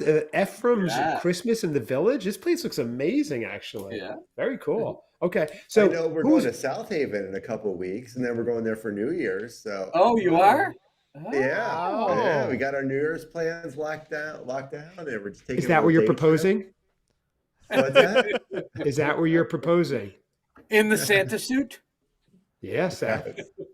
Are you going to be proposing this Christmas season, yes or no? Mrs. X isn't watching. No, I will not. Oh, wait, Carly says, oh, look, Carly says, Oh, very nice. Oh, hi, cousins. That is more. Oh, she's a native Michigander. Yes, That's we right. love Hey, Carly. cousin Carly. Right, Carly. Detroit area, I believe, right? Although, if I'm correct, cousin Carly now lives in New Jersey. So she did the reverse of you, Seth. Yeah, if I'm correct. Thank you for joining us, Carly. Nice to see you. Thank you. We are, someone's trying a beer. I forget where we are. Who's trying? Seth. Who's up? It's Seth. Okay. Seth. So this is a good story with it. So anyway, so I'm trying this cherry Kringle one. It smells delicious. I am picking up hints of vanilla, lots of different flavors. The cherry. This tastes like a cherry Kringle. It sounds great. What's that? It's supposed to taste like a cherry Kringle. That sounds great. Oh no, he muted himself. Seth, you pulled a Lee, as it's called. Okay, there you go. Yes, you pulled a Lee. Don't do that. So I want to mix up my mugs, but my most recent acquisition from the Chris Kindle market. Oh. Whoa! I went with the big guy. I got one of the beer steins. Whoa! That's nice, Seth. That is nice. Oh, this thing is rock solid. Those are big. Bob, he was at the Chris Kindle market downtown Chicago. Right? You could have seen him. Is it already open? He was there last Saturday. Yeah. It opened on the 22nd, so Friday. Wow. Yeah. Oh my. Oh my, Seth, so you got that big stein. I have a question for Lee. Lee, there's this saying, you don't want to meet your heroes because they let you down. But now that you've gotten to know cousin Seth a little bit, how is it? Did he exceed expectations? Did he meet expectations? I've known him since the 70s and he always blows my mind. Lee, what is it like meeting one of your heroes, your true hero? When it's like you only know what you know. And I thought there was a ceiling to how great Seth could be. And now it's like every moment I spend with him, that ceiling just multiplies tenfold. Yes. So it just keeps getting better and it's infinitely expanding to the possibilities. It's amazing, right? Because a lot of times these heroes let you down, right? They do. Lee put Oh my that. God. That I'm was hearing so that. I'm perfect. getting texts from my mom that she got all the ingredients to the chickpea salad that I like. Could it get any better? But here's the thing, guys. Seth isn't just a hero. He's a cousin. Oh, get it. Extrapolate that for our new commercial, our new sweepers. That's beautiful. Because we don't need another hero. We need Seth. Yes. Not all heroes sleep in pickup trucks, cousin Seth. So, cousin Seth, Yes. you tried your beer, I think? Mm-mm. Oh. He's a hero. Ass porny. Interesting. Horny or the drink? Yeah, both. Oddly enough, they're both bringing back two very vivid memories. They're very different memories. I don't know. I taste it. There's a sweetness, obviously the cherry. Okay. Let me try some more of this.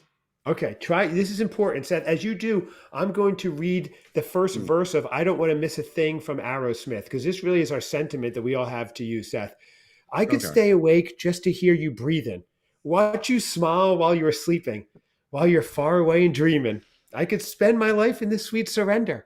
I could stay lost in this moment forever. Every moment spent with you, Seth, is a moment I treasure. This is so uncomfortable right now. Wow, and you have a great Forever and ever. Forever and ever, Seth. Did you have to lock eyes with me the entire time? Seth, I don't want to close my eyes. I don't want to fall asleep. Because I'd miss you, babe. And I don't want to miss a thing. Seth, wow, and you have a great tuchus. A great tuchus, he does. It runs in the family. Wait, was that a drop or was that real? It's both. I said it simultaneously, Bob. Right. Seth? All right. Oh, Did you try a beer? It's interesting. I will say it's a little bit of a shock to the system with the sweetness. It's not bad, but I could not do probably more than one. Okay. If even one. Wow. Yeah. That's a letdown. Okay. After the Shiner, it's been downhill, it seems like. We need a good one in here. So, Seth, what is your rating here? I'm going to have to go 3 soggy Kringles. Oh, well, it's not as bad as I thought it would be. Are you getting Christmas vibes out of it or no? Just dessert vibes? Yeah, I mean, I'm tasting the cherry, kind of the little bit of the butteriness, but it doesn't hang around long. So there's no puckering? Aftertaste. Okay. No puckering. What's that? I'm puckering. It's not. No puckering. I'm puckering. Fully relaxed. Right. Who is up? Joe is up. Is that regular butter or pumpkin butter? Pumpkin butter. I still have some. It's fantastic. I do too. Yeah, makes everything better. Pumpkin butter. So is it Joe, you're up, correct? All right. Joe, well, your third beer. Yeah. Or is Lee up? No, Lee went out of order, I think. Well, yeah, because right? he was, I've had he was 2. muted. I've had 2 as well, but I can go. That's fine. Okay, sure. All right. Joe, while you drink, I'm going to sing some lyrics to you from the bridge. I don't want to miss one smile. I don't want to miss. No, I'm just kidding. It is weird, Seth. You're right. You know, you workshop things live on air. You don't know if they work. Okay. Joe. So, my favorite brewery. I had to try it. Three Floyds? Is this a Three Floyds? No, is this a Three Floyds? This is the biggest disaster since the Edmund Fitzgerald. Oh, no. Don't tell me we're doing this again, boy. Yeah, you better like it, boy. Oh, God. This is called over there. This is called Joe Alpha like to be Claus. tortured. We're coming after Mrs. Aficionado. So this is called Alpha Claus. Claus? Alpha Claus. Yeah. Okay. Look if you. Here, let me bring up the. See, you could see. That's kind of cool. Yeah. No, their labels are always fantastic. It's just that their beers sometimes suck. Lee, this could be the worst tragedy since the Edmund Fitzgerald. Three Floyds lets us down every tasting. This may be the tragedy we commemorate next quarter at our meeting. So the thing that I'm going to drink it out of, the most epic beer glass ever. Whoa, what is that? This is a dragon goblet. It's pretty much, yeah. It's a dragon goblet. Wow. I got this at the Renaissance Festival a couple years ago. Wow. Not very Christmassy, but dragons are green and they breathe red. So I guess you're right. That covers it. It is very dark. Very dark. So let me just say what this is. Alpha King's Festive Cousin, a big American Christmas porter brewed with English chocolate malt, Mexican sugar, and tons of strange American hops. Pronounced hop bitterness gives way to flavors of molasses and chocolate from the roasted malt bill. Interesting. I can't tell if this is going to be terrible and overly hoppy and bittersweet or good. Best enjoyed after the Renaissance Fair is closed and everyone's gathered for the evening in their private little shanty huts. That's interesting. Yeah, weird stuff goes on. Is that just off the top of your head, Seth? Or Seth, have you ever known somebody that worked at the Bristol Renaissance Fair who loved to talk? Have you been there, Seth, to a Renaissance Fair? Oh, I have. I actually, and I also used to work. Here we go, boys. Buckle up. What's that? Buckle up, boys. Here we go. Right. I don't know if you've ever been to one, but yeah, they're as nutty as you would think. But they're fun. I mean, if you like turkey legs, I guess that's your jam. Then. All right. Wait, did you say you worked there? No, I worked with a person, an individual that worked. She moonlighted there, worked there on the weekends or something like that. No, what was her name? He's an actor. Started working there. What's her name, Seth? What's that? What was her name? Good question. I don't know. He didn't work there, Bob, but he's actually a feudal lord. So he still lives at the Renaissance if you go to his estate. So it's very similar. So Carly's got a point. Chad, think about it. I'm like. I thought she was talking about Seth. Oh, wait. It's like choosing a book by its cover. It can look awesome, but just what's inside could be horrible. That's true. That's, I think, what's happening with Three Floyds. I tell you, though, he has the most interesting women in his life. I mean, now this one worked at the Renaissance Fair. I just worked. We all gathered them all together in one room. Yeah, she lived there. She didn't work there, Bob. She lives there. We all get them. Yeah, we get all the X's of Seth in a in an event like X's of Seth Con. That would be wild. I don't think any of them is showing up. Yes, or it's the calendar, the X's of Seth. Right. Bob, you can also just go. You can also just go to any Chicago clinic, and you might bump into some. Just 12 months of porny. Okay. Well, should I try this, or are we gonna? Yes, Bob, you should try it. Joe. Yes, totally taken over. Go, Joe. Okay. All right. So the smell is nowhere near as good as the last beer. So this is probably going to be a big disappointment. But I'm going to give it a shot. All right. Ready? Cheers, gentlemen. This has been a great night. Cheers. Yes, it has. We're almost through. 7 more stories. Joe is trying the beer. Full sensory experience. Seth is thinking back to his Renaissance days with some ladies. Okay. Lording over my empire, my kingdom. Yeah. Seth is like, this looks about right. Okay, Joe, how does it taste? So I don't hate it. I don't love it. Okay. It's probably one of the better Three Floyd beers. So there we go. I mean, I'm giving them a good review for once. Shay, one of the better. Shay, in the land of the blind. Shay. That's Midland review. It's not that good. All right. Your rating is 3 Renaissance Festival women. Watches. Hold on. Let me come up with 3 Renaissance Festival. Just 3 festival women. Okay, there you go. 3 out of 5. Joe, is it Christmassy at all, this beer? No. Nope. It's not Christmassy at all. It's kind of disappointing that it's not Christmassy. Wow. It's not bad, but it is not. It is not a Christmas beer. It doesn't. It's supposed to be, but. It says Christmas Porter on it, but, I'm sorry, Three Floyds, but wow, this Schreider thing, you can't beat this. This is the best Christmas beer ever.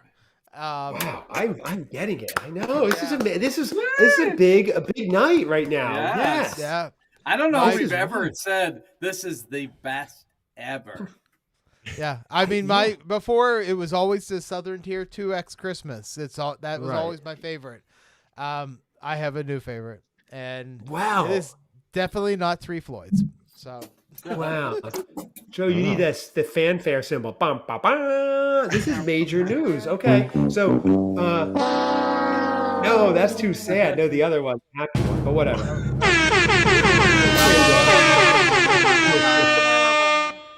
Bob, I think you're up, or Lee? I forget. I can go. Let Lee go because he got muted. Are we doing 3 or 4? Lee, you have to tell me how to get out of how to join your club. But go ahead. Okay, we'll talk, Bob. I got plans for you. Trogues Brewing Company, Mad Dreams. I love that. That looks awesome. Mad Dreams. So this is kind of a cool beer, guys. It's a blend. It's a blend of Mad Elf, which is I believe an ale, real high octane. It's like 10%, 11%, and then their wheat beer, which I think they call Dreamweaver or wheat something like that. So this is a mix of that, and I've never had the wheat beer. I've had Mad Elf, and it's a wild ride. So I'm going to show you this. This is not the Dreamweaver. What is this one called again? Mad Dreams. It's a mix of Mad Elf and Dreamweaver. Wow. And you have had this, or you've not had this? I was looking. I've had Mad Elf, which is half of the mix, or whatever the percentage they use. Oh, okay. So we have no idea. This could be. It's a 7.9. It's a Hefeweizen style. This is going to be interesting. Yeah. It's a little on the lighter. I want to see him just like fall over. Be great for ratings. Here we go. Okay. Here we go. Holiday blend that's 100% delicious. Half fusion of Mad Elf and Dreamweaver wheat. Complementary notes of cherry and honey with subtle clove and bready wheat. Lee is trying it. There's a lot going on. Clearly, he's thinking. Let's let him think. He's trying to think, but nothing happens. Look at his face. I know. Wow. complex. He's staring.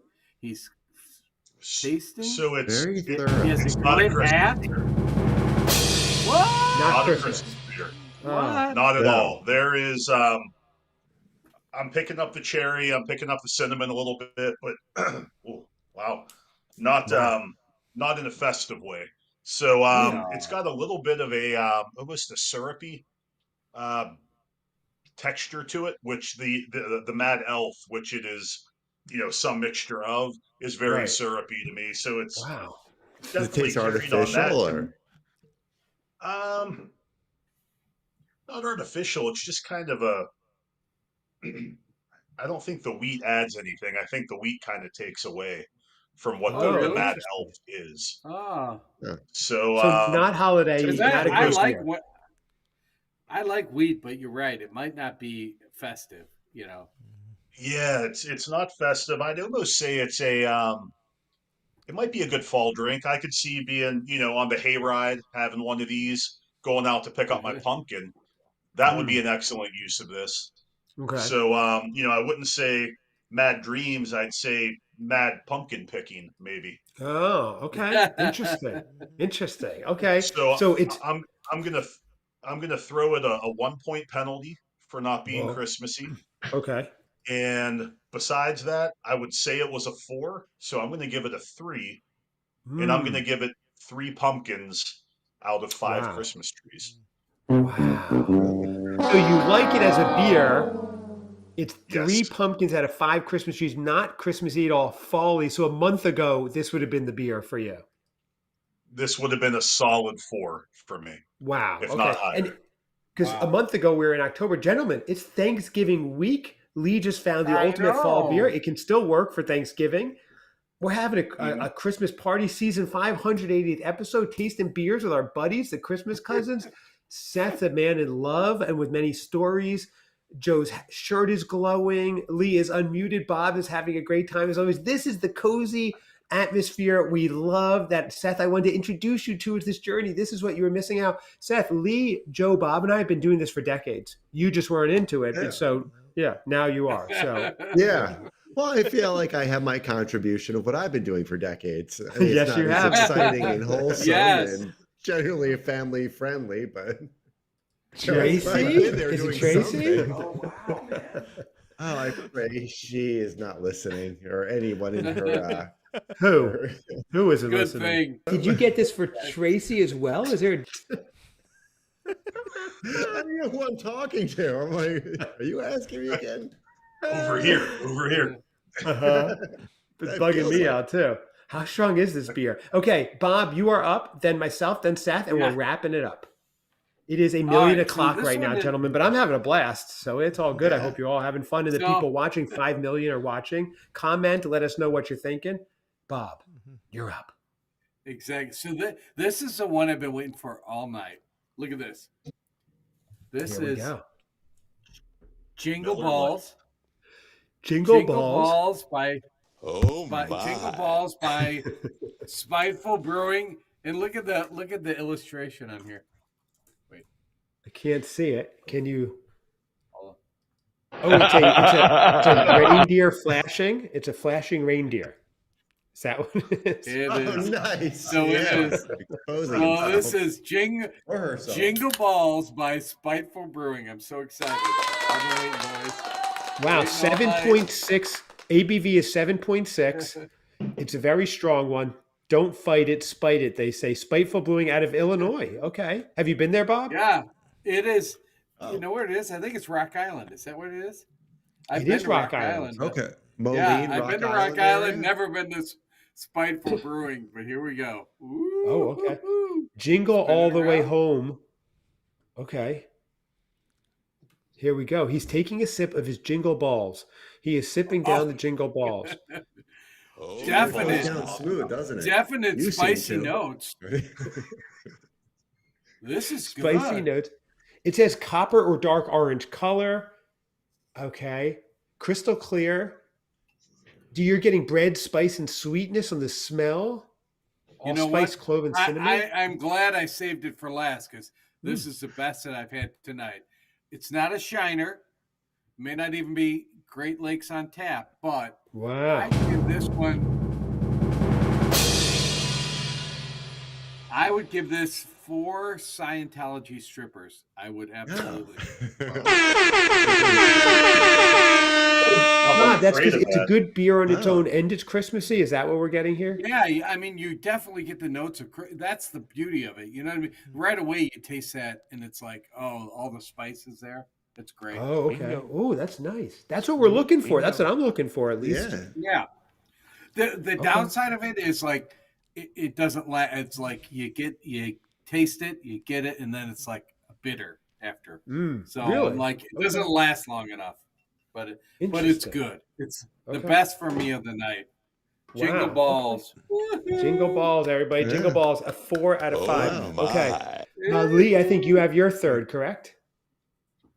Just had my third. You did. Okay. It's me, then it's you, Seth. It's you. It's Chad. Oh, you do. You go for it. I have a very special one. This is I was very interested to try. This is, who is it even by? I judged it by its cover and I bought it by the name. This is by Sugar Creek Brewing Company, the Sugar Cookie Ale. You'll see there's a balloon, a hot air balloon with Santa's hat on it. Oh, that's great. That's a great. And it's a tall boy. Label. Yeah, I don't know anything about it other than I saw the name and it was there. Is this another Trader Joe's one? Yeah, but it's Sugar Creek Brewing, so I don't know where that is. Let me look that up real fast. Sugar Creek Brewing, and it's sugar cookie. So I said I have to try this for the holidays. It seems like it would be good. Okay, I'm very excited to give this a try. Oh, it's in Charlotte, North Carolina. Oh, okay, that's cool. If it's good, I could visit. What'd you say, Lee? So probably in Grand Junction. Yeah, I've got a couple stories actually. Okay, so this says, here's the description. Orders may take up to 5 days to ship. Shipping estimates at checkout do not reflect that processing time. Okay, so I'm hoping that will really give maybe I read the wrong part. Immerse yourself in festive joy with our Sugar Cookie Blonde Ale. Seth's got a few blonde stories. Crafted for cozy celebrations, this brew boasts flavors of velvety powdered sugar, freshly kneaded dough, a delicate hint of vanilla, and a warming 8% ABV. Elevate your holiday experience with this exclusive release, promising a cheerful encounter in every sip. I'm very excited to try this. I'm happy I have it. I've been looking at it in my fridge for like a week, and I've been very good in having it. Now, here's the smell. First, Carly, if you're still watching, I've been drinking out of the boot you gave us, you sent. Thank you very much. Here we go. I'm very excited to give this a try. What's Did I just say that? Hey, Seth. You smell fantastic. Seth, is Tracy a blonde or is she redhead? I'm not giving any details. I'm puckering. You might have access to information I thought I could trap you into that one. Darn. Wait, what's popping up? Hang on a second. You always change your hair color.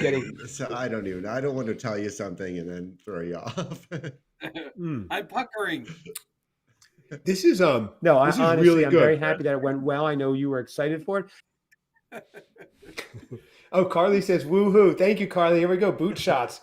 In honor of Christmas cousin Carly. Seth has his as well. Thank you.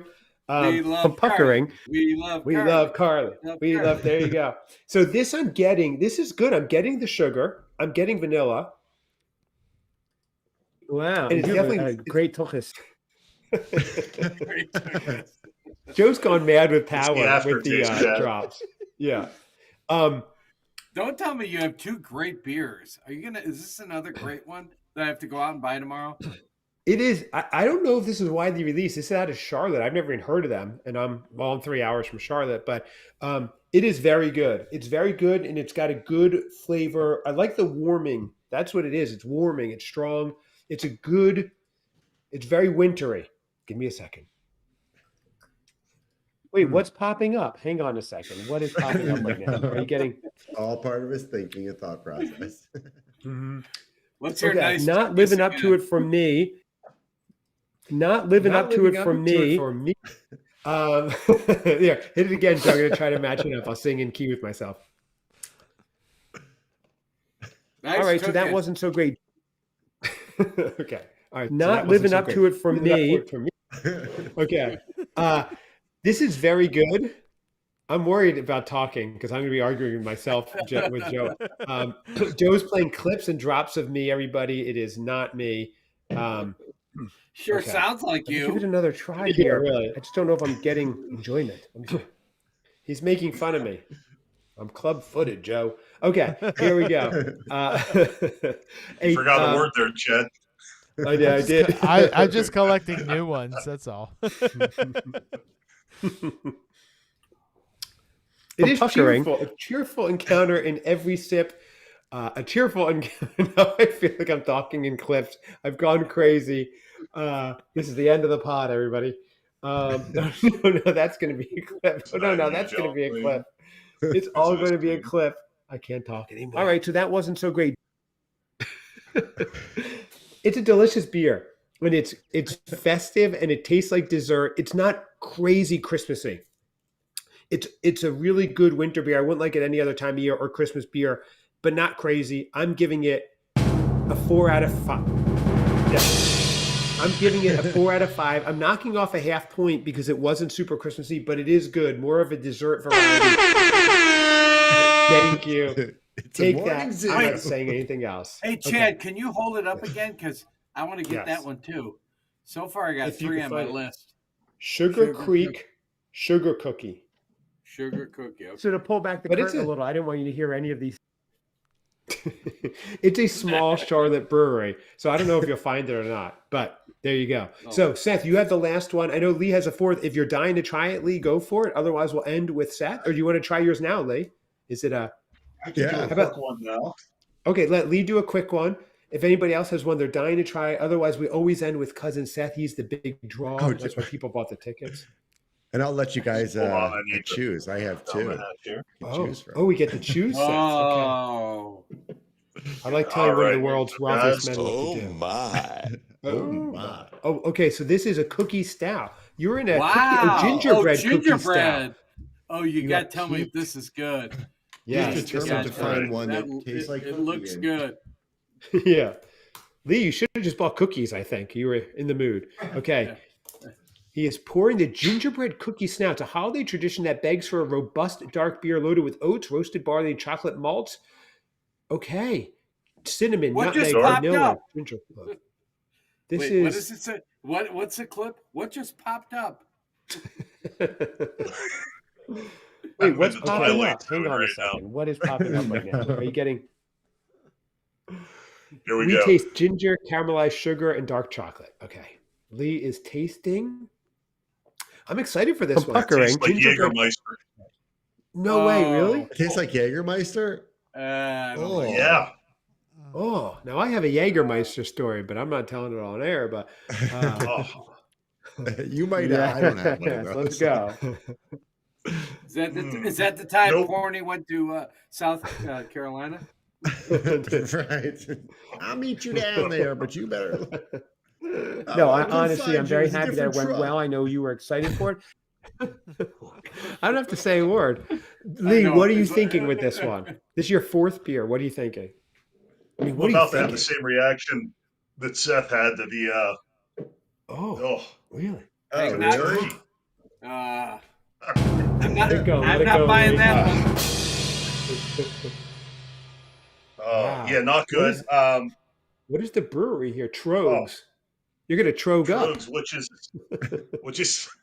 is the same that I just had. Oh boy. Really? Lee is back suffering. In the oven. Let those cookies need to bake. I'm gonna give it 1 scoop of oatmeal and 1 scoop of gingerbread for a 2 out of 5. Nice. Seth might watching you. Take another sip in front of Seth. He's feeling it. He's feeling it right now. Come on, Seth. Puckering. Right. Are you puckering? 3 Floyds is better. 3 Floyds is better. Finally, 3 Floyds wasn't the worst. Yeah, 3 Floyds is better.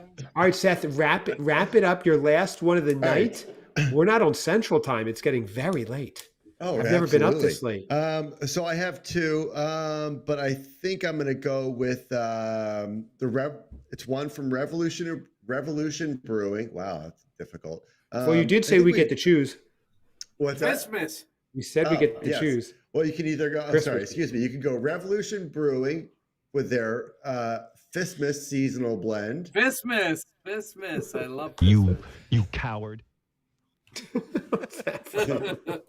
Oh my! Or you can go with out of the Pollyanna Brewing Company, a winter ale. Their Snow Bath Winter Ale. All right, let's all vote. What are you guys thinking? First one.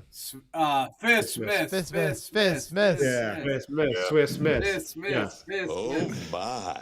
Oh my. I'm not saying that, and Joe will get that clip. I'm not saying the name of it. Our holiday red ale is steeped with ginger and orange peel. It features notes of fresh baked bread, caramel, and stone fruit, along with holiday cheer. 6.5% alcohol by volume, and it's Santa in a can, like he's going to go over Niagara Falls in a barrel. Okay. I will tell you, as you're reading through that, I was just smelling it, and all those things were coming out. Yeah. Oh, really? We might have a winner to end the night. The orange and the ginger.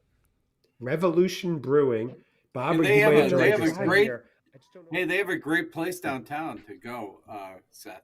Revolution. Oh, do you really? Yeah. Mm-hmm. Oh. Well then. Oh yeah. Here you go. In Chicago. What was that noise, Seth? North Milwaukee Avenue in Chicago, Seth. Usually only Tracy hears that noise, but Tracy? Is it Tracy? Bob, and April, and Tracy? Is it Tracy? And this one. And Porny. Porny heard. Sorry, Seth. Wait, Porny heard him. Porny heard him say, "Just I'm freaking cold."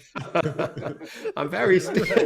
We're in the back of a pickup truck in Breckenridge in a blizzard. Right. Come on, Seth. They're open till 10 o'clock tonight. If you want to go. Oh, is today Tuesday? They're closed. They're open tomorrow, Thursday. That's fun. Bob, where is your live event happening? What place? On December 12th, Festive Films fan. Duke's Ale House. Duke's Ale House. In Crystal Lake, right? Yes, with Chef Zach. Seth, are you confirmed that you're going, Seth? It's a 110 North Main Street, Crystal Lake. I actually did on Facebook. They confirmed that I was going. Wait.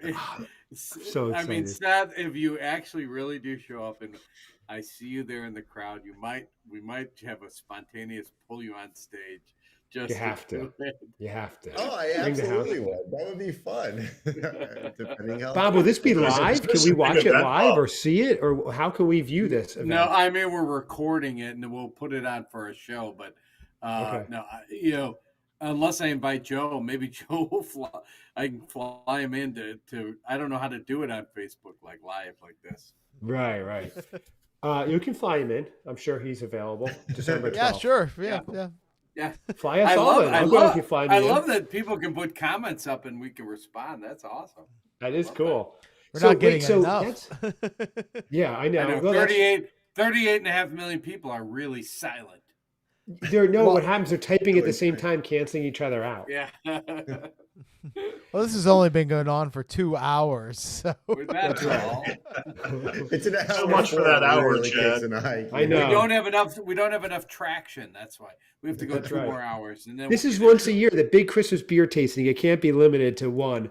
So, Chad, I agree with you. This is like I'm thinking. You know what? We did this last year.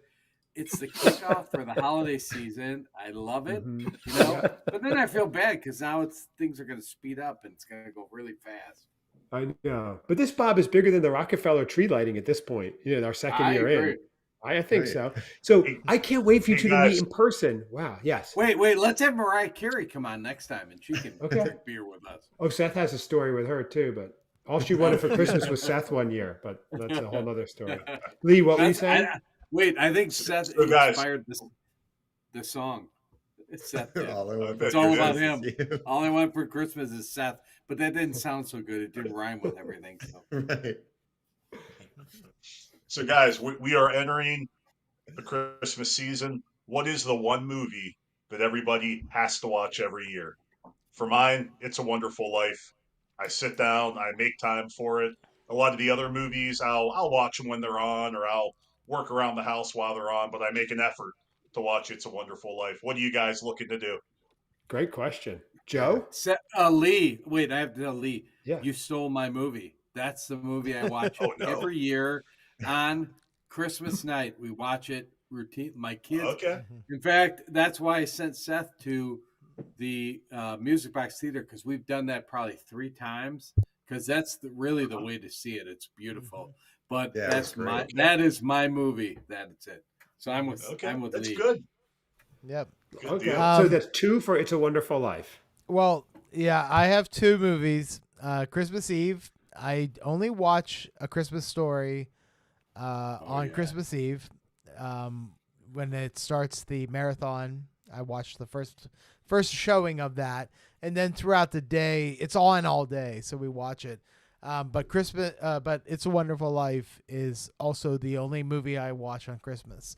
I save it so that I don't watch it any other time of the year. So those 2 movies are, to me, the best of the Christmas movies ever made. Joe, I have a question for you, because I agree with you, but like Christmas Story, that last scene when the mom and dad are sitting on the couch and it's snowing, does that still choke you up? It's still, for me, it still does. Even I've seen it a million times and it still chokes me up every time. You know what I like about A Christmas Story? And I know we're going to go off track here, but I really do. There's not a lot of Christmas movies or TV shows that actually show Christmas. They don't show opening presents. They don't show whatever. A Christmas Story does that. It always ends on like Christmas Eve or something like that. Christmas Story shows what happens when you wake up in the morning and you rip open the presents. You drink wine on Christmas. You know, the dogs eat the turkey. You go out for Chinese food.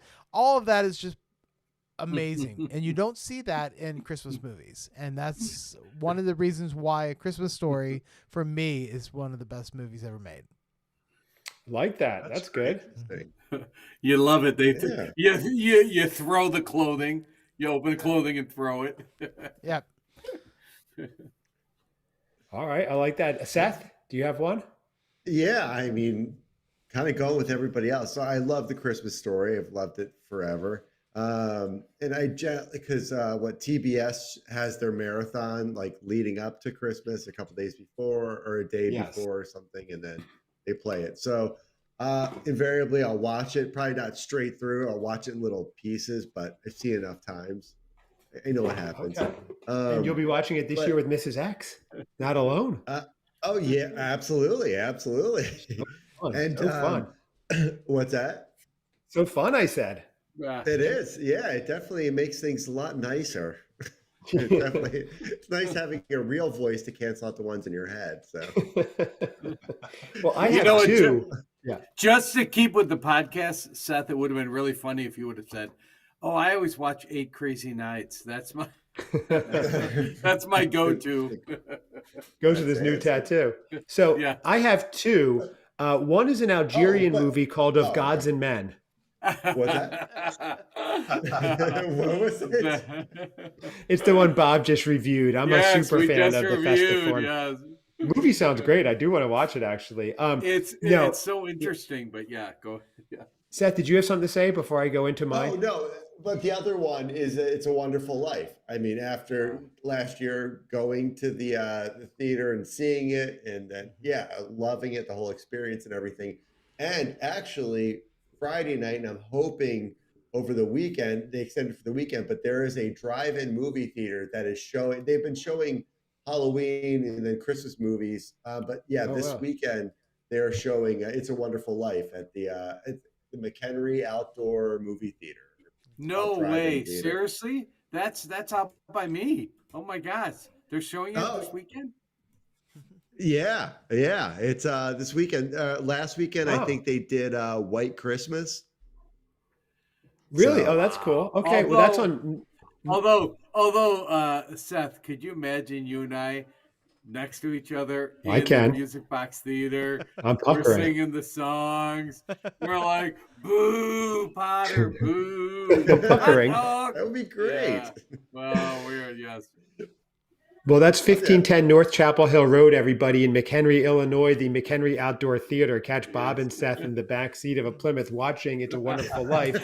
Corny might be there. April might be there. Who knows? It's going to be great.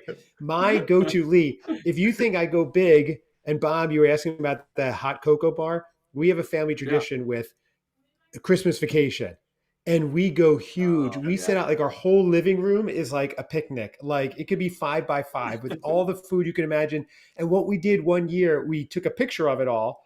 And the next year, we had a throw blanket made of that picture. So while it's fully decorated, we have a picture of the family watching with the full spread as we sit there watching with the full spread, fireplace and all, to show you guys a picture.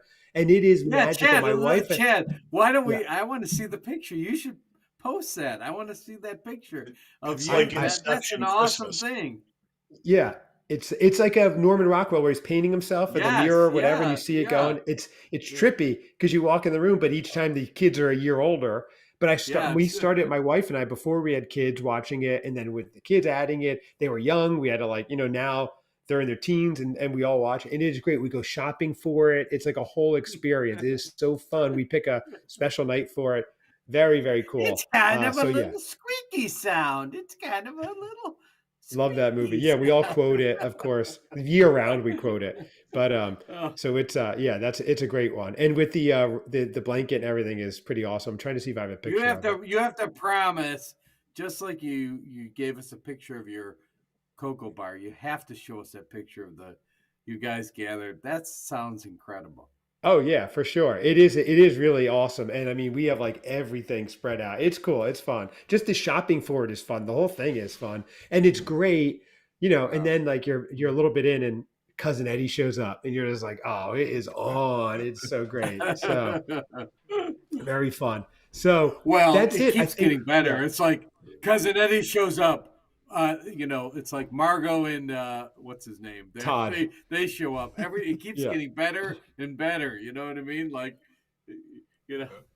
and then I just saw a meme or something where it said, if you know someone who doesn't quote Christmas Vacation like 10 times over the next few weeks, don't trust them. Something like that. I'm like, that's pretty accurate. So it was good. But gentlemen, we've tasted it all. We have drunk it all. We've heard all the stories from Seth. Some of them, not all, not nearly all. Not all. Slightly run over the hour and a half that I was going for, but we had fun. That's what it Did we get his final rating? I don't think we got his final rating. Oh, we've been on so long, I don't remember, Joe. I like it. I was picking up the orange, like just the scent alone. You definitely pick up on the spices and the orange peels. It's very fragrant. It drinks very nicely. It's not too overwhelming. This full festive flavors for jolly, joyful jingles. Yeah, I'm puckering. I think I'm getting that. I'm puckering. I'm jingling. I'm jolly. I like it. I'm gonna give it. I've never heard Seth so grandiloquent. He's going on and on. Seth, give a rating. It's like midnight on the East Coast time. Right. Sorry.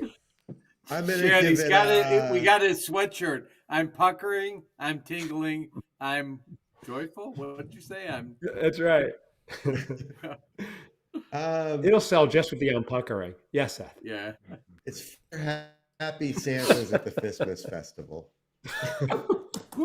Now you're cutting out. Did everybody else? Did you slow down for everybody, or just me? Say it again. Yes, you cut out. For Happy Santas at the Christmas Festival. Very nice.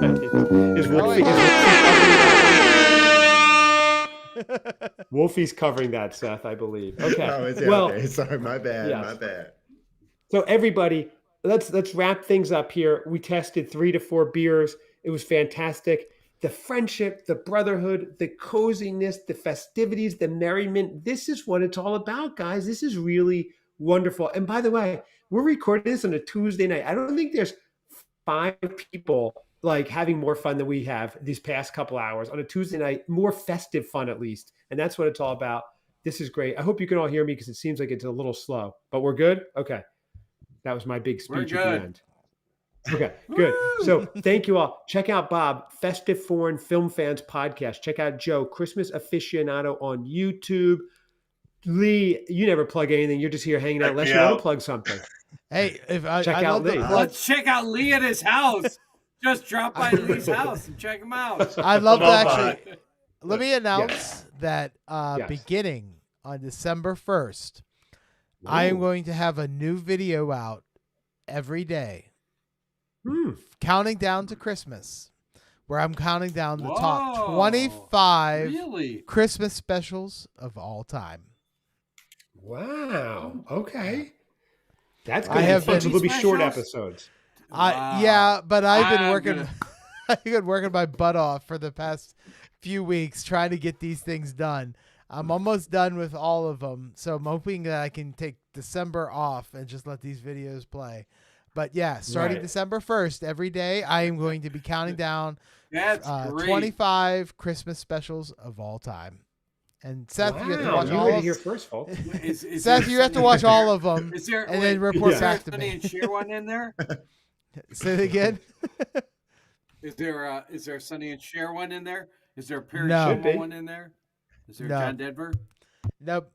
No, Christmas specials are defined as a narrative story, not an event or a concert or something like that. So, in a TV show, like Rudolph, Frosty, those kind of things. You know, the things that have a one-off thing that aren't part of a series or not a movie, but it's a special that you watched every year as a kid, or as an adult, because some of them are a little later. But yeah, starting on December 1st, 25. What's up? Ooh, that's awesome. He said Frosty's the pile of snow that talks. Like your work. Okay, that's what it is. That wasn't a hallucination. Now, I see Mark W. bailed out the perfect time. He's like, thank you for the fun and chaotic evening. And then we go into that conversation, and he's like, perfect time. Thank you, Mark. Thank you for hanging with us. That was a lot of fun. I'm glad. It was fun. It was chaotic. That's kind of what we expected. And it was festive, and this is awesome. So everybody, thank you. Thank you so much, Joe. Thank you for your help getting this going. Thank you for spending it with us, guys. It is the Christmas season. This is bigger than lighting the Rockefeller tree. It is officially in hyperdrive, overdrive. Cousin Seth, light yourself on fire to end the episode. Let's do this. I do a story about that. And that's for another. Oh, when you were filming the Pepsi commercial with Michael Jackson and you both got caught on fire. A few years later, actually at a certain someone's wedding, we were at a restaurant and at my brother's wedding. That's right. Oh my gosh, this is a true story. Thank you, Amber. Thanks for hanging. Thanks for the laughs. Good night. Stay safe and well. Thank you for sitting through this for 2 hours. I know. And we'll have to save Seth lighting himself on fire at my brother's wedding story for another time. I forgot about that. You lit a shot and fluid on. Wow, Seth, you're wild, man. Uncle David's like, let's take some flaming shots. Like, that's you blew it out. I forgot about that, Seth. That's to hear it. That's just a Tuesday for Seth. All right, how do we get out of this, guys? Joe, I need the audio. Thank you very much. I'm going to play the audio. We should all move towards it, and then I'm going to end the show. So you guys ready? Okay. Yep. Yes. Woo.